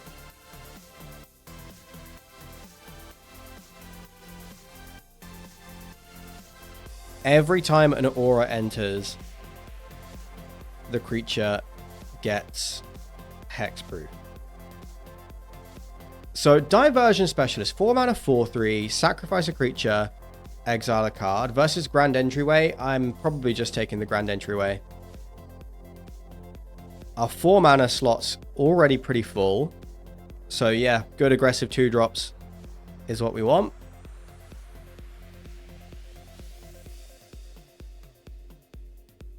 +1/+1 on a Flying Cheerleader or a Ghost is pretty good clock. Especially if we can give them lifelink. So yeah, I mean, I like our non-creature package already. Few more good 2 and 3 drops. And honestly, I feel like we're in a great place. For pack 2, pick 4, I think we're in a really good spot. We could take Ticket Booth. Seize from Slumber is still just better though.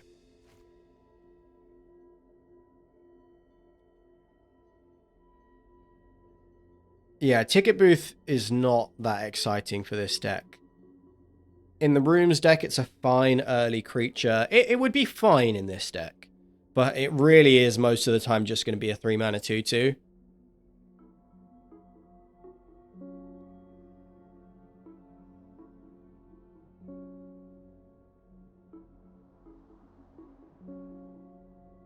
And I would like to find enough removal that we don't have to play the Unwanted Remake. It's our second Winter Misanthropic Guide. Rootwise Survivor is very, very good. There's an MVS or a Hardened Escort.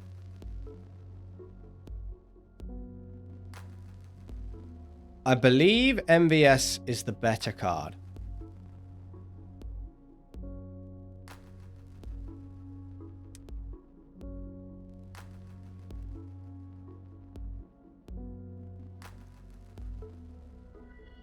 Yeah, I believe it is.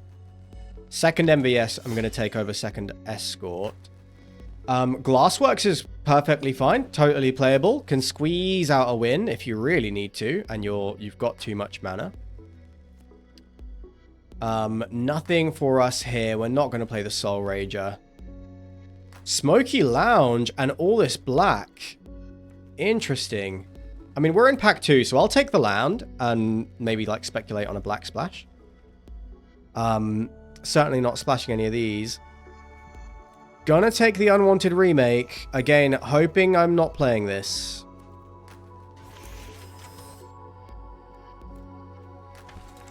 Yeah, really hoping not to play the remakes.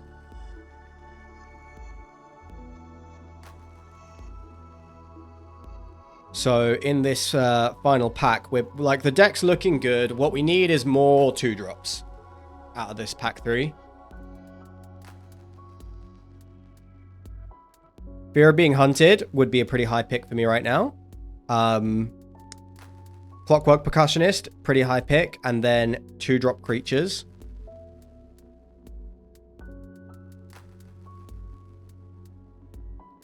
And then failing that, removal.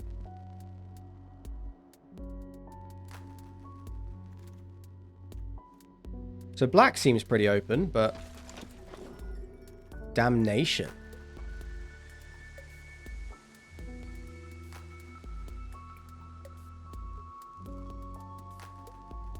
Hovership's fantastic. Yeah, I mean, there is a percussionist in this pack, but this is removal and a creature. Yeah, Hovership is great. Yeah, okay, so we'll take the Hovership. I don't think I played this card, so I was just giving it a read. If we get back the Percussionist, I'm really happy. Maybe the Defaced Gallery will see play. But I like Hovership. There's a Trial of Agony.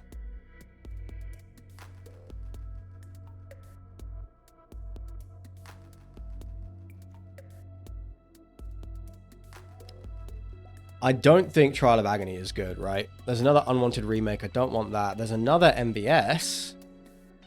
And another Friendly Ghost.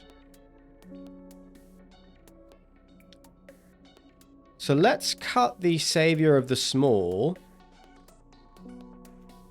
And I do think I want the MVS, but the data says Friendly Ghost is better. I'm going to take the Friendly Ghost. Trust the data.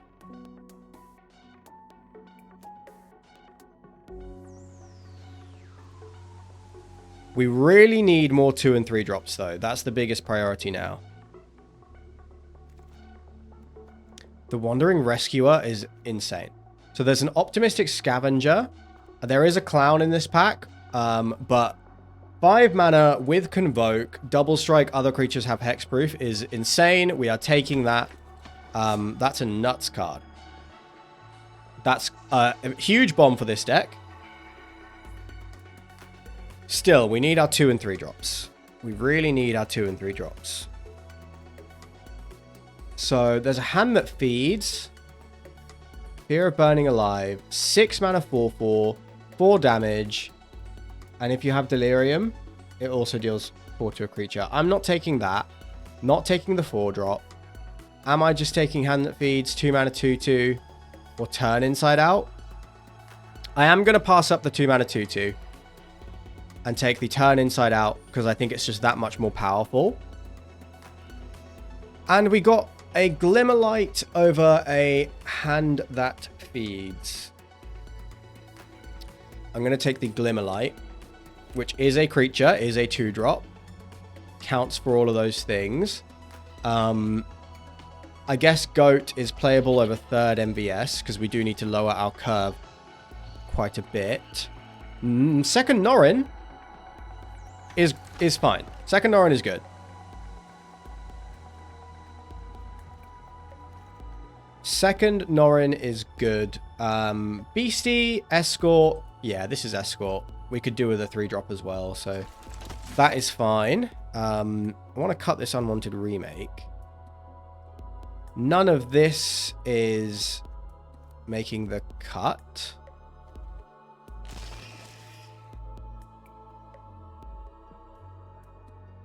So we pretty much have the deck here.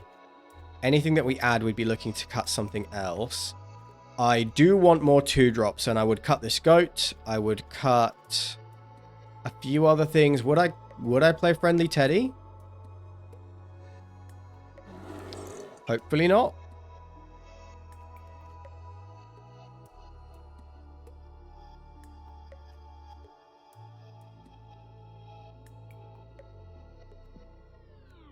But maybe. Pretty dog shit.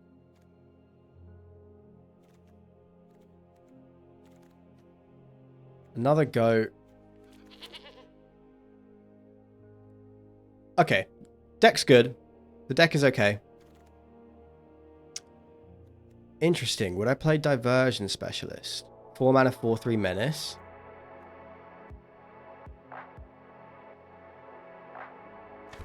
Yeah, okay. Over the 3rd Friendly Ghost.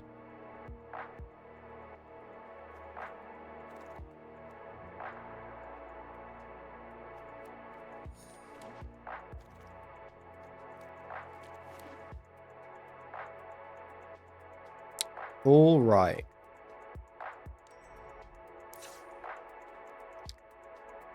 So I'm going to trim an MVS.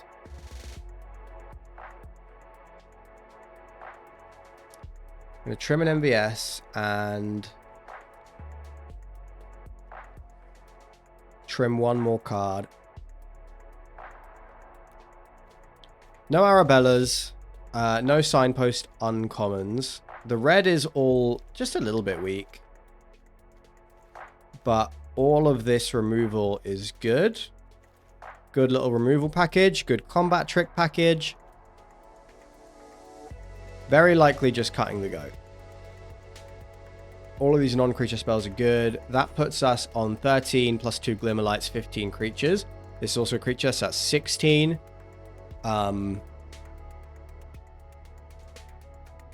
Yeah. This is the deck.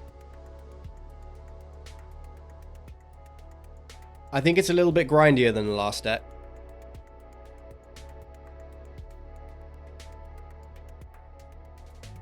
Yeah, I think drawing a bunch of cards with the Enduring Innocence and then like...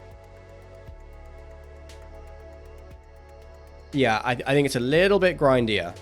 Still very aggressive. But we could probably cut a land. Would I want to play any of these cards? Would I play another 1-drop? Yeah, I think I would. And then cut Mountain again. Okay. Let's give it a run. It's worse than our last deck. The Wanderer is... the Wandering Emperor is very good, but it is worse than our last deck. Still, let's see what we can get done. This is good. This is a good curve to power out a Wandering Rescuer.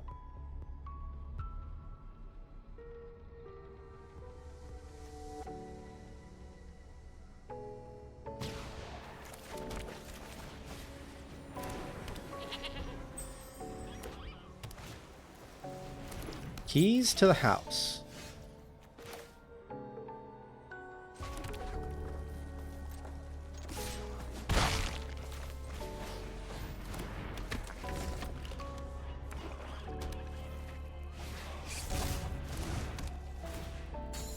Okay, there's a stay hidden, stay silent. We are not far off of the Wanderer. Wanderer comes down next turn, and the opponent is going to have a hell of a time, right? Erratic Apparition is a 1/3.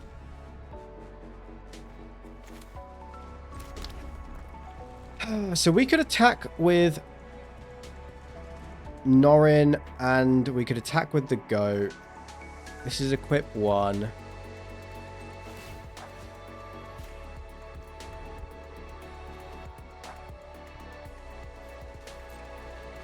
Yeah, I think we are going to do that.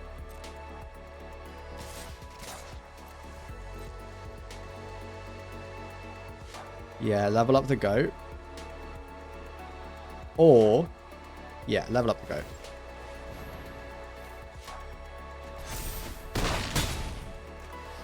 Let's get the opponent scared of our board, and then we'll flash in a Wandering Rescuer. Fuck them up. Let's wait until the Wandering Rescuer is good. So they're going to Glimmer Burst.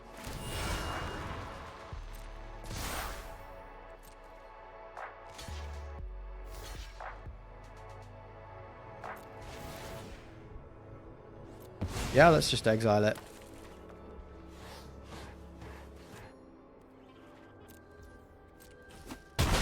Eat that. Play it all out again. Let's sit on the Wandering Emperor for just longer.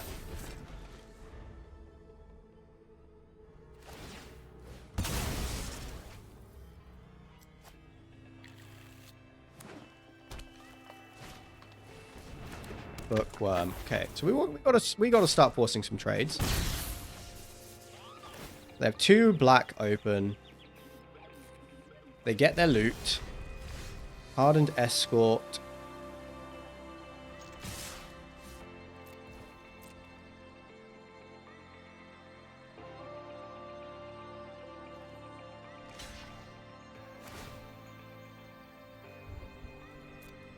Take that trade. They are down to 4. We are going to flash in the Wandering Rescuer.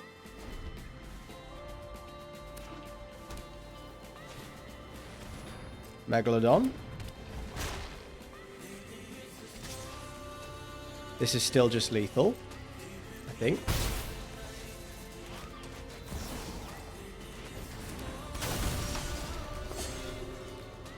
It definitely is now. This is +3.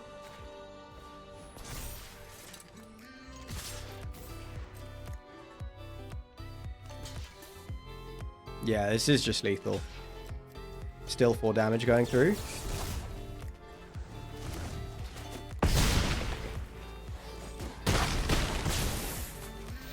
Okay, that was one good win. Good quick win. Deck did what it was meant to do.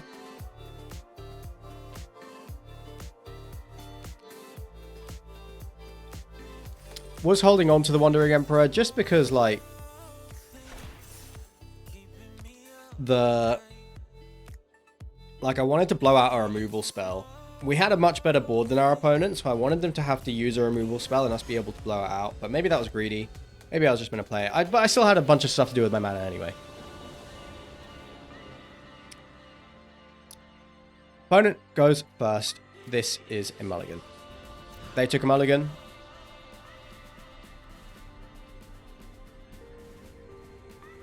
Unlucky. But I think we have to mulligan again.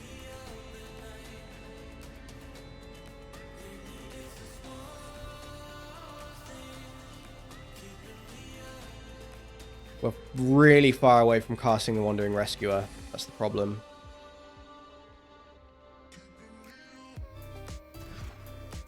Oh, for fuck's sake. Okay.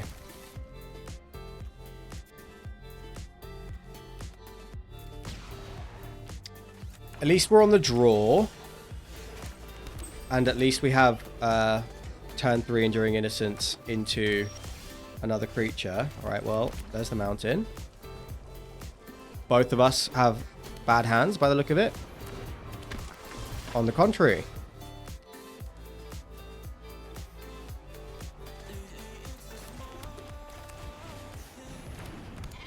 Victor's not that good. Eerie, Surveil 2, then discard, and then reanimate a creature. Trapped in the Screen is good, though.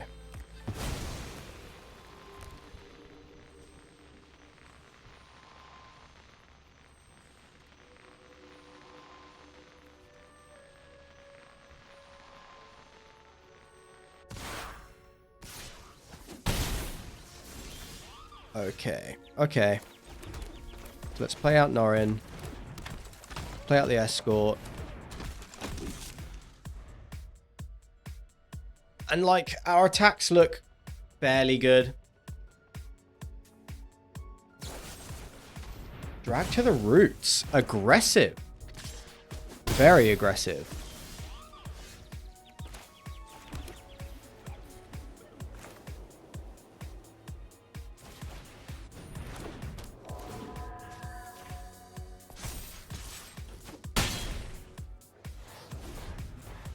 Yeah, super aggressive using that to clear the way. They seem to think they're the beatdown. I'm inclined to disagree. They don't have anything.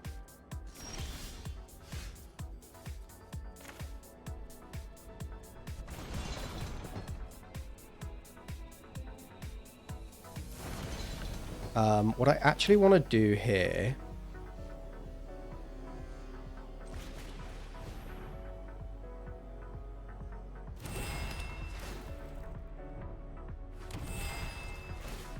is equip this to Norin.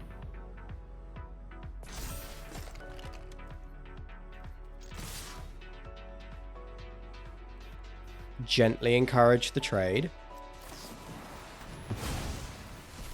Break down the door? Sure.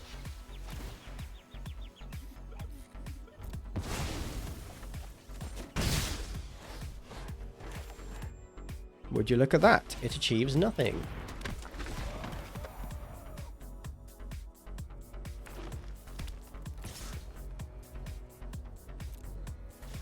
Yeah, they seem to think they're the beatdown. I firmly disagree.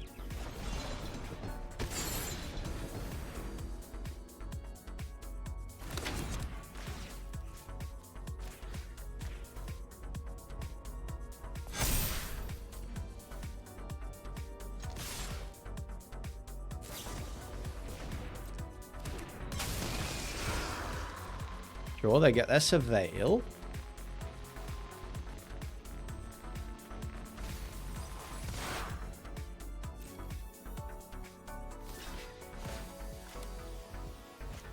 So we'll decline and we'll take our trade here.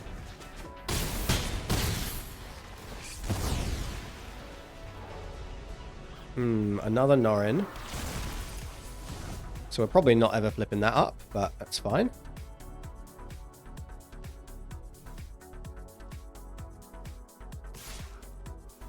Still attacking. Madness.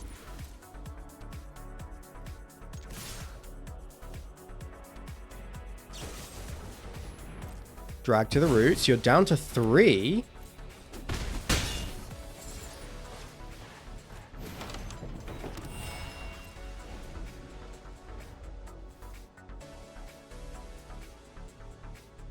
Two cards left in hand.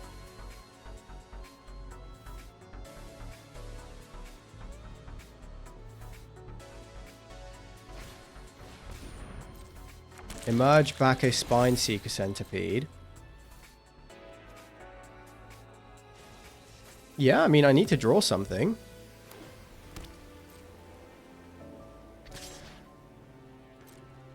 What the fuck? I'm on 5. Seized from slumber.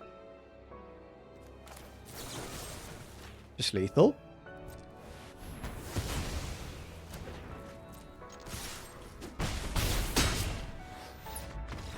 Sick. Yeah, they were way too aggressive there. I mean, maybe they had to be, and they did have a chance there. They nearly won the race. Because they had a bit of life gain and they got that creature in play, but I think they played way too aggressively.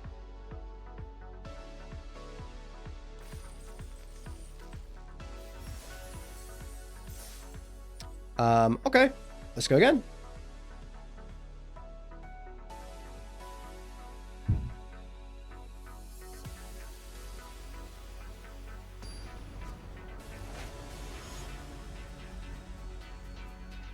We keep up this win rate and we will win a box.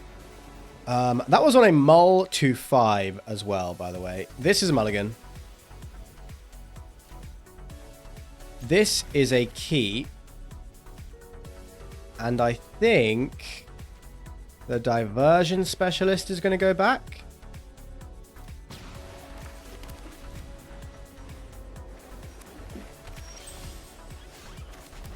As it is the worst card in my hand. We curve into the Wandering Rescuer here.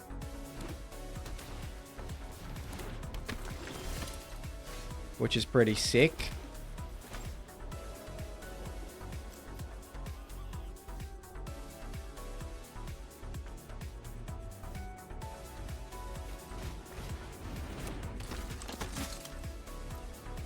Yeah, let's just go no attacks.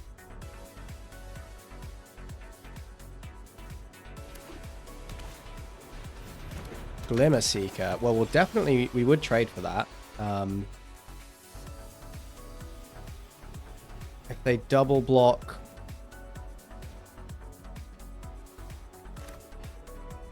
Right, I need to try and make sure that I can ambush the Glimmer Seeker.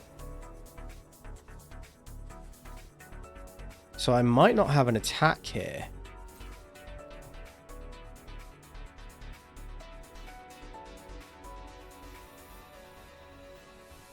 Because then they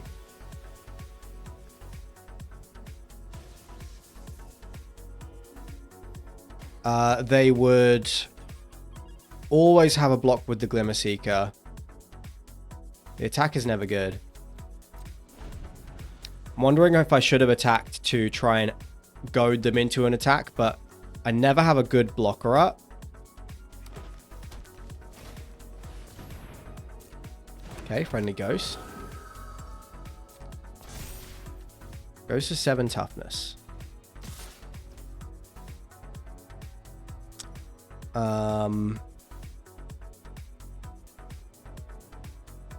Okay. They're going to make a 1/1.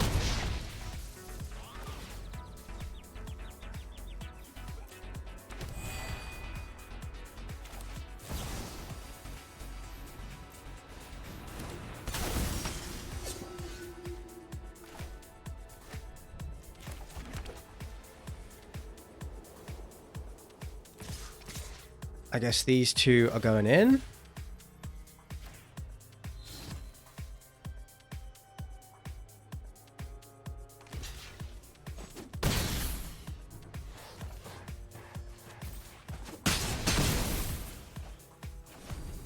Down to 12.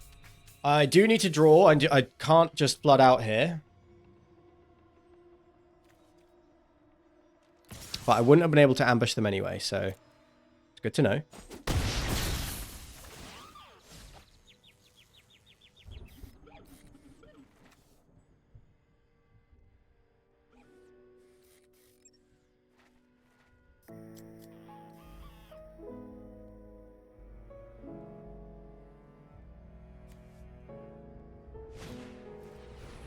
Monstrous Emergence. Okay, so they had the removal spell.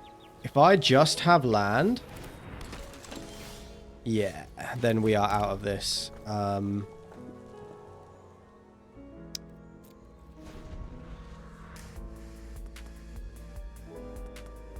Yeah, I don't think there's any way we can avoid losing there. So we flooded out, we got best of 1, but we also mulliganed down to 5. So hopefully that's all of our bad luck wrapped up into one game. And we can play some good Magic from here on out.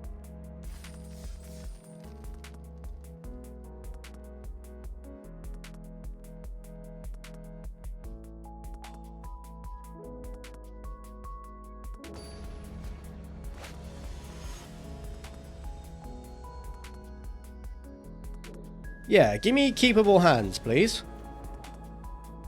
That is keepable, but not amazing. But keepable.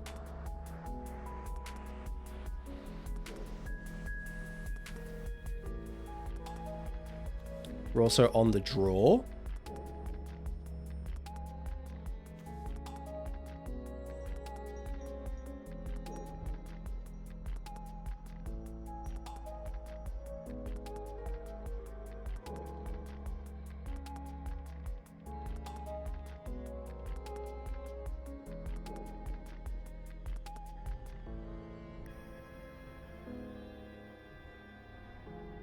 Is the opponent thinking they took a mulligan? Okay, well, we can keep our hand. Maybe we can just get aggressive with Norin and deal a bunch of damage super early.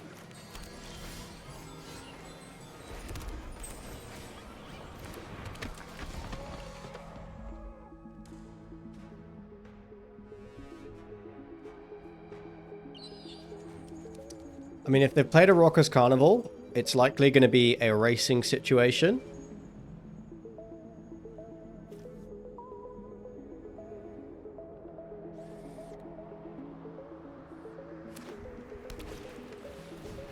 Wildfire Wickpoke. Alright. Well, we're going to attack. We're going to play the goat.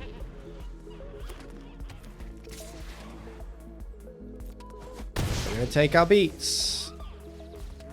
And it's a patchwork beast. What do I want to do? Could just kill this. Keep attacking in.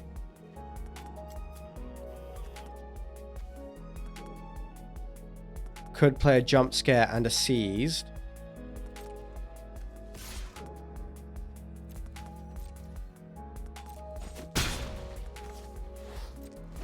Yeah, let's do that. Let's hold up jump scare and seized from slumber.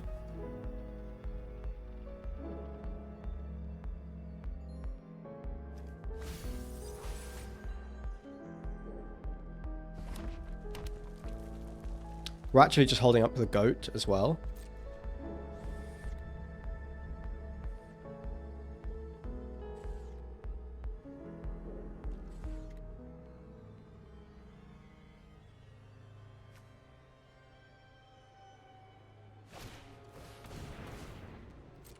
Okay, fear of exposure. That is a 5-4. A good target for a Glassworks.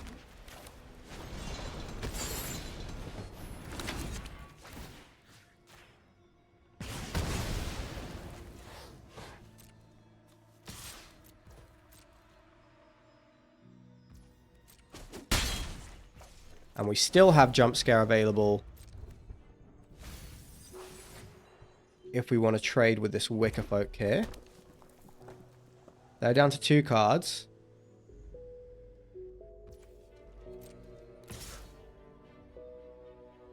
Do I want to make this trade? They have too much mana up. I think I'm just going to take the damage for the moment. We're down to 11.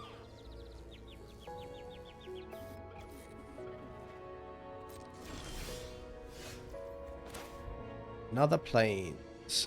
Okay. So then I think I'm playing MVS holding up Jump Scare and Shard Mage's Rescue.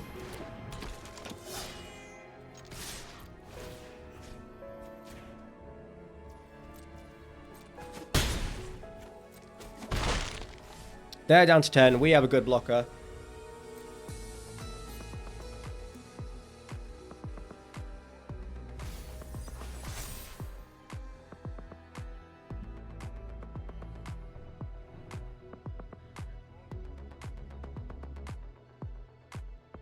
Just very wary of the amount of mana that they have. Sheltered by ghosts. Okay, that's good.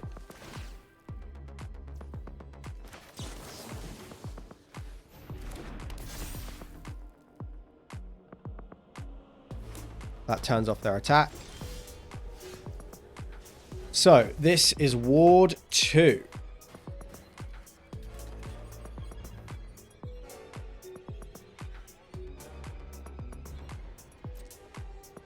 Well, I guess all 3 can actually attack.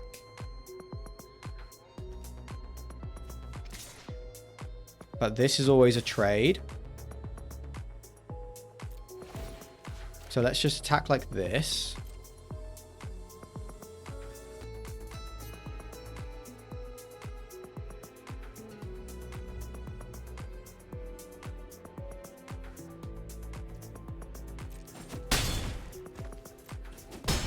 They are down to 4. They are very nearly dead. We do have the Glassworks to squeeze out last points of damage. And we have Jump Scare, Goat, and Seize from Slumber all up.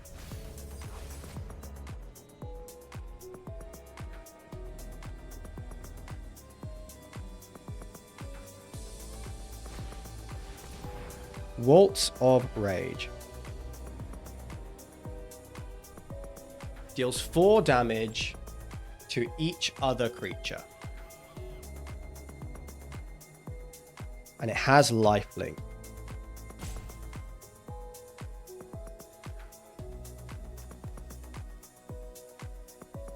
That is very, very, very good.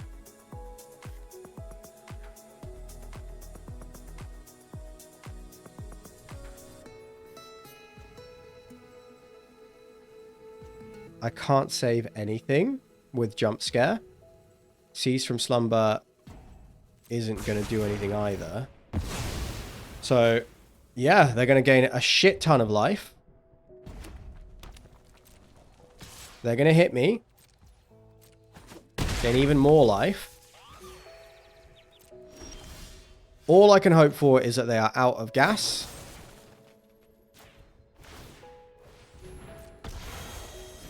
Pay this ward cost. Equip over here. And I guess we're starting over. Lot of work to do. Diversion Specialist can discard Enchanted Yard, which is pretty sweet. To draw more cards. So that's kind of nice. Wandering Rescuer is also actually very good.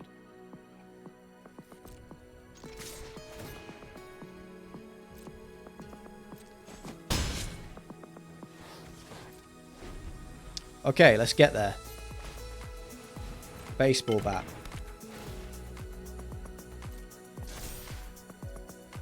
Attack.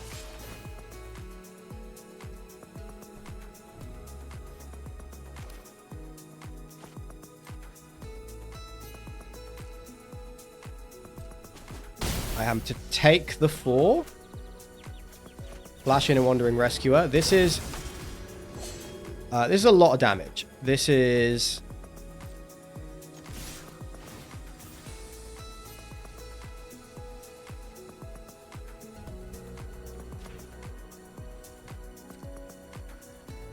this is 8. We can make it... Is this lethal?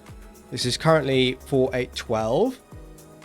And we can give +5. That's another 10. Yeah, that's lethal, right?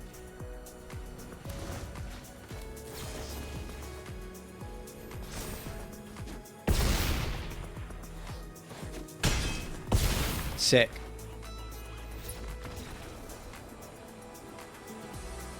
Yeah, that was really nice.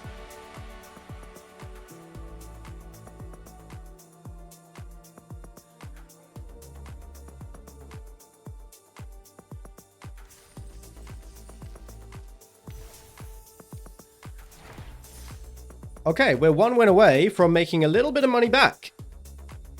We're also 1 win away from just losing, so... It is what it is, but the deck is good and I'm having fun. Give me a playable hand. I'm not asking for much when I ask for a playable hand. That's not a playable hand.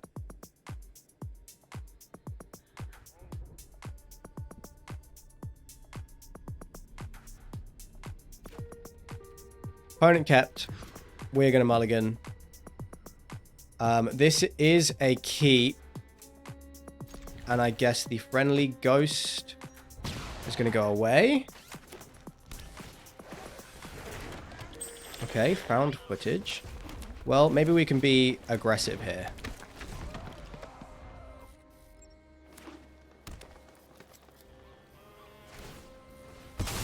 Alright, that's a good sign.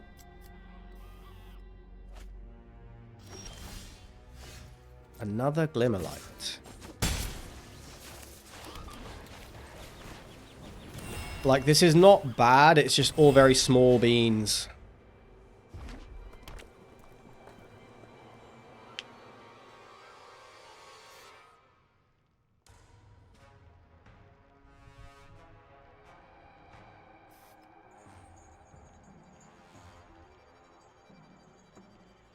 We can make Norin pretty big.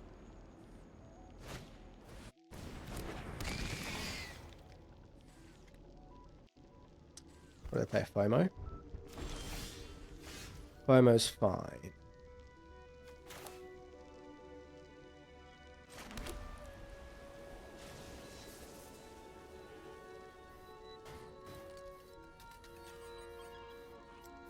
I guess I want to hold up the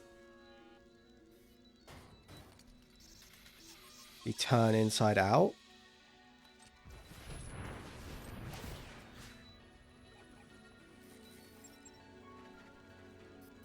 Nah, do you know what? I think I'm just gonna attack. Play the Glimmerlight. Build the board even more.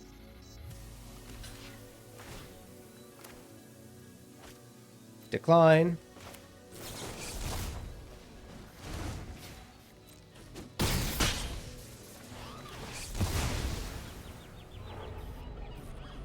Piggy bank's a good one.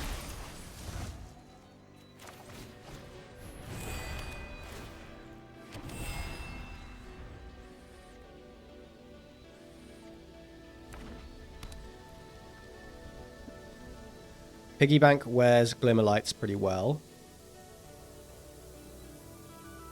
But we probably want to start holding up Shard Mage's Rescue. I don't know. We don't have very high value targets right now, so I think that's probably fine.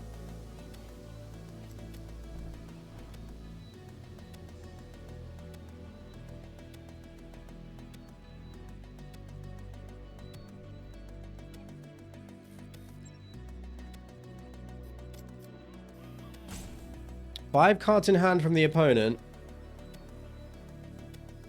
And they did just get a little bit of fixing. They discarded a forest. Betrayer's Bargain. My manifested creature. Oh, is this in the deck? God, that's sad.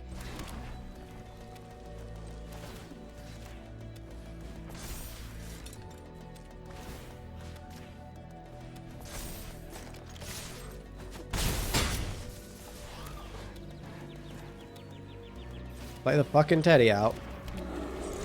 I didn't know this was in the deck. I think I'd rather have a goat than this. Yeah, I'm going to change this for a goat. We have a goat in the sideboard.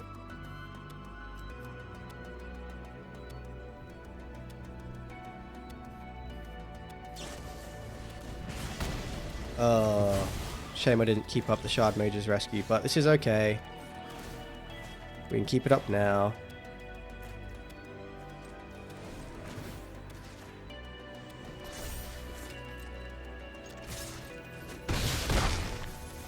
We're not going to keep it up yet. Our biggest creature is a friendly Teddy. I really don't think we need to do that just yet. Okay, Mouldering Gym. Are they just going to lose? Do nothing, lose game. Remove one creature, lose game.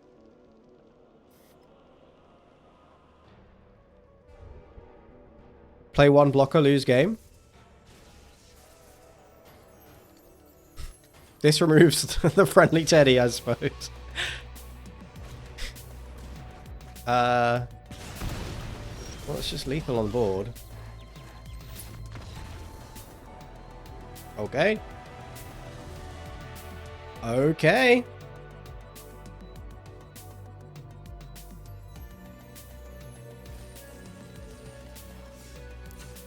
Yeah, so I think Friendly Teddy can definitely be cut and Possessed Goat definitely can come in. Savior of the Small. MBS. Savior of the Small. I feel like this might be good, but nah, it's fine. We'll play it. We'll play it as is. But we will play the goat instead of the Teddy. We have cashed. Well, not cashed. We've won 2,000 gems. If we get another win, we get all of our money back.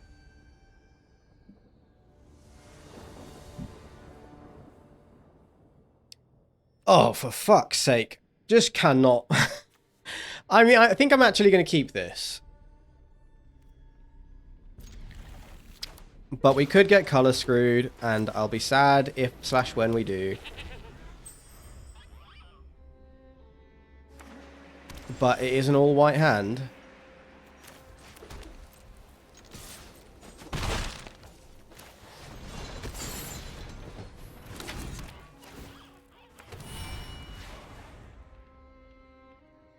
Oh my, look at all my 1/1s. Quiver in Fear. Just give me a few lands off the top. Thank you. That's a good one.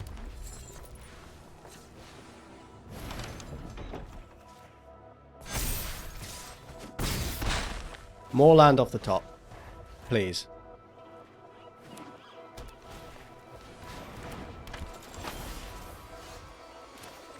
Excellent.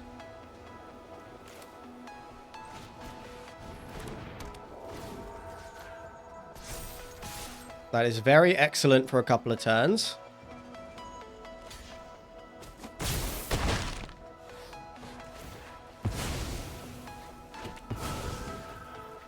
Okay. We might have this in the bag. I mean, there's still a lot of game to go, so let's not get ahead of ourselves, but... Cautious Survivor.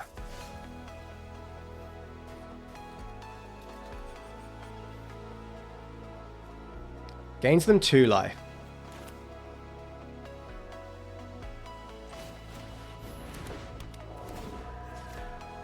I think I'm just gonna attack through it. Like, they can gain their 2 life. I don't really care.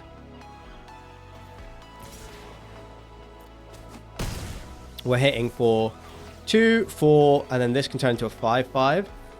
So it's just lethal next turn. Second Cautious Survivor. We can exile this, but they also just have to block. So let's just...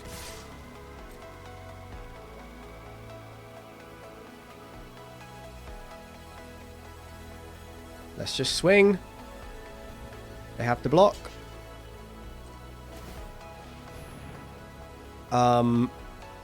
Piggy Bank, you are not looking great here in the face of these 4/4 creatures. And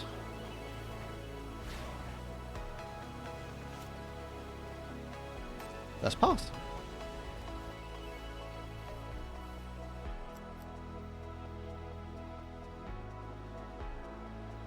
We won with mono white. We did not play a single non-white spell.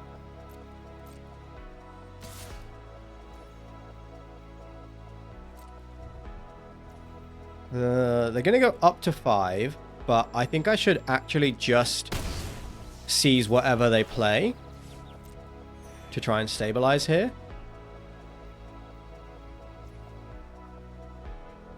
Didn't do anything. Okay.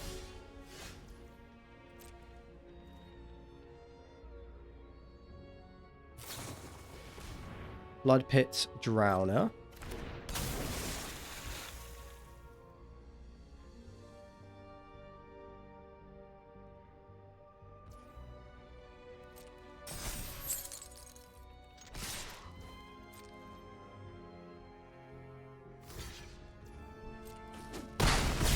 And a chump block.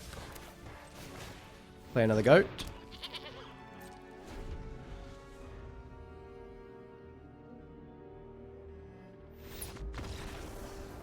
Well, shit, would you look at that? We have earned all of our gems back.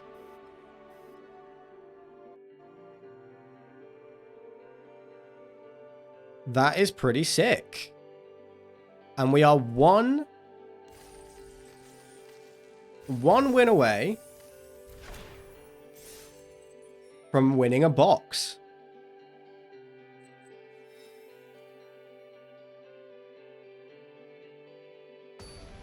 Let's give it a run. We dive headfirst into this, and give me a good hand. Give me a playable hand. Oh, opponent goes first. No red. 6-card hand. Yeah, we gotta mull this, I think. Yikes, man. Okay, we keep this.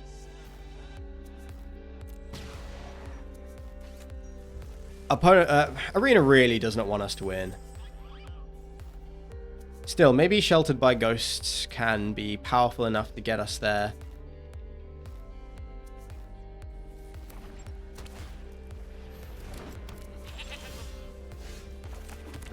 One of the worst spells we could have drawn.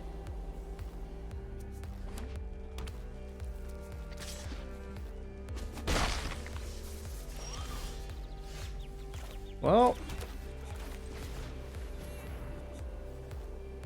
it's something. I would have preferred a mountain, but it is something. If this is a red-white mirror, then Sheltered by Ghosts on Friendly Ghost is going to be a pretty big mirror breaker.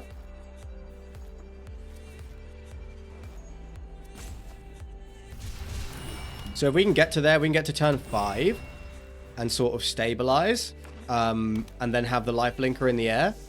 That should be very difficult for an aggressive deck to deal with.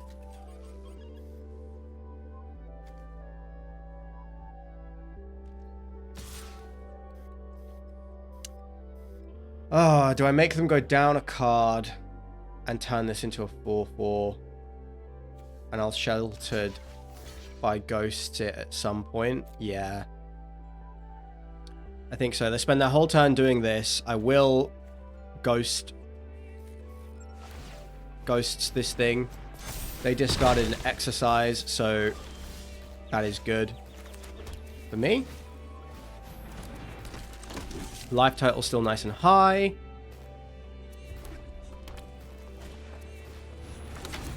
Glassworks is good, but again, like, if I can stabilize, Sheltered by Ghosts on a Wandering Rescuer is also, like, insanely good, so... okay. Friendly Ghost.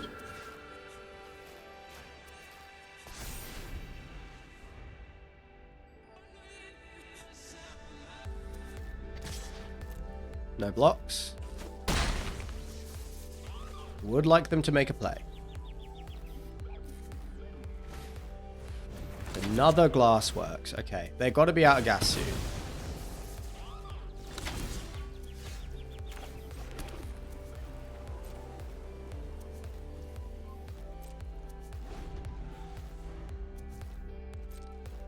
Taking another 4 here. I need them to tap out. Okay, Shattered Yard is excellent. So we flash in the Wandering Emperor. This is very, very, very good. The amount of life we're about to gain back is nuts.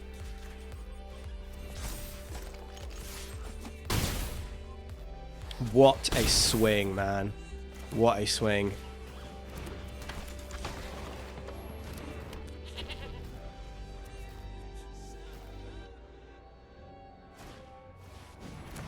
Trapped in the screen. The Wandering Emperor, but then that's all they're doing.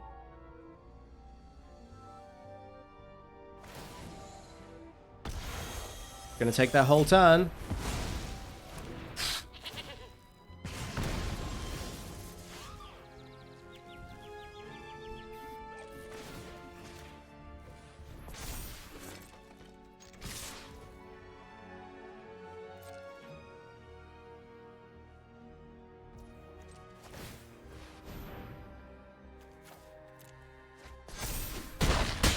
They're down to 3.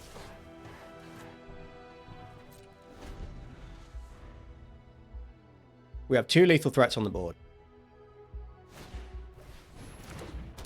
Wow. Okay. This really is a mirror match.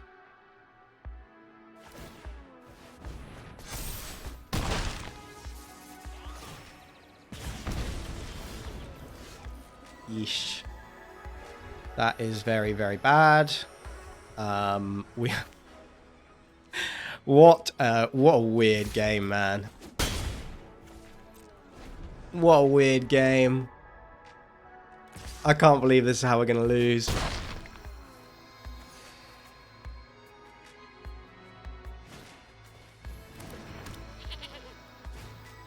We're gonna lose to the goats. Oh, that's so wild. We've got another fucking goat. He does actually block over here as well. Norrin cannot.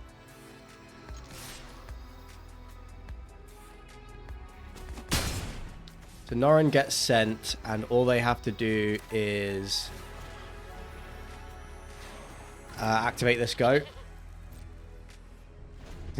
Larry here takes it down in the weirdest, such a stupid game. Yeah.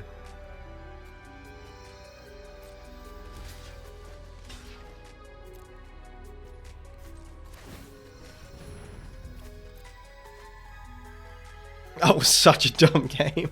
Like, monumentally dumb. I had a jump scare anyway. Wow, outrageously stupid game that was. Alright, we missed we just missed out. We just missed out on the on winning a box. But we did get all of our gems back, which means we can have another go tomorrow.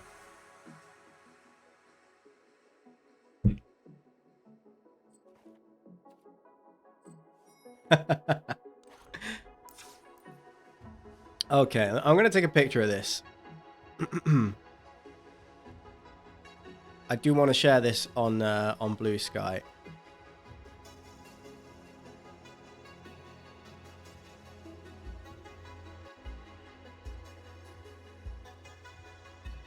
Right, just going to leave that there. We'll reclaim our 5,000 gems, and we will try again tomorrow. What achievements did we get? Cast 200 creature spells. Oh, and we got Nature Calls. We got a new emote. Sick. Let's see what it does.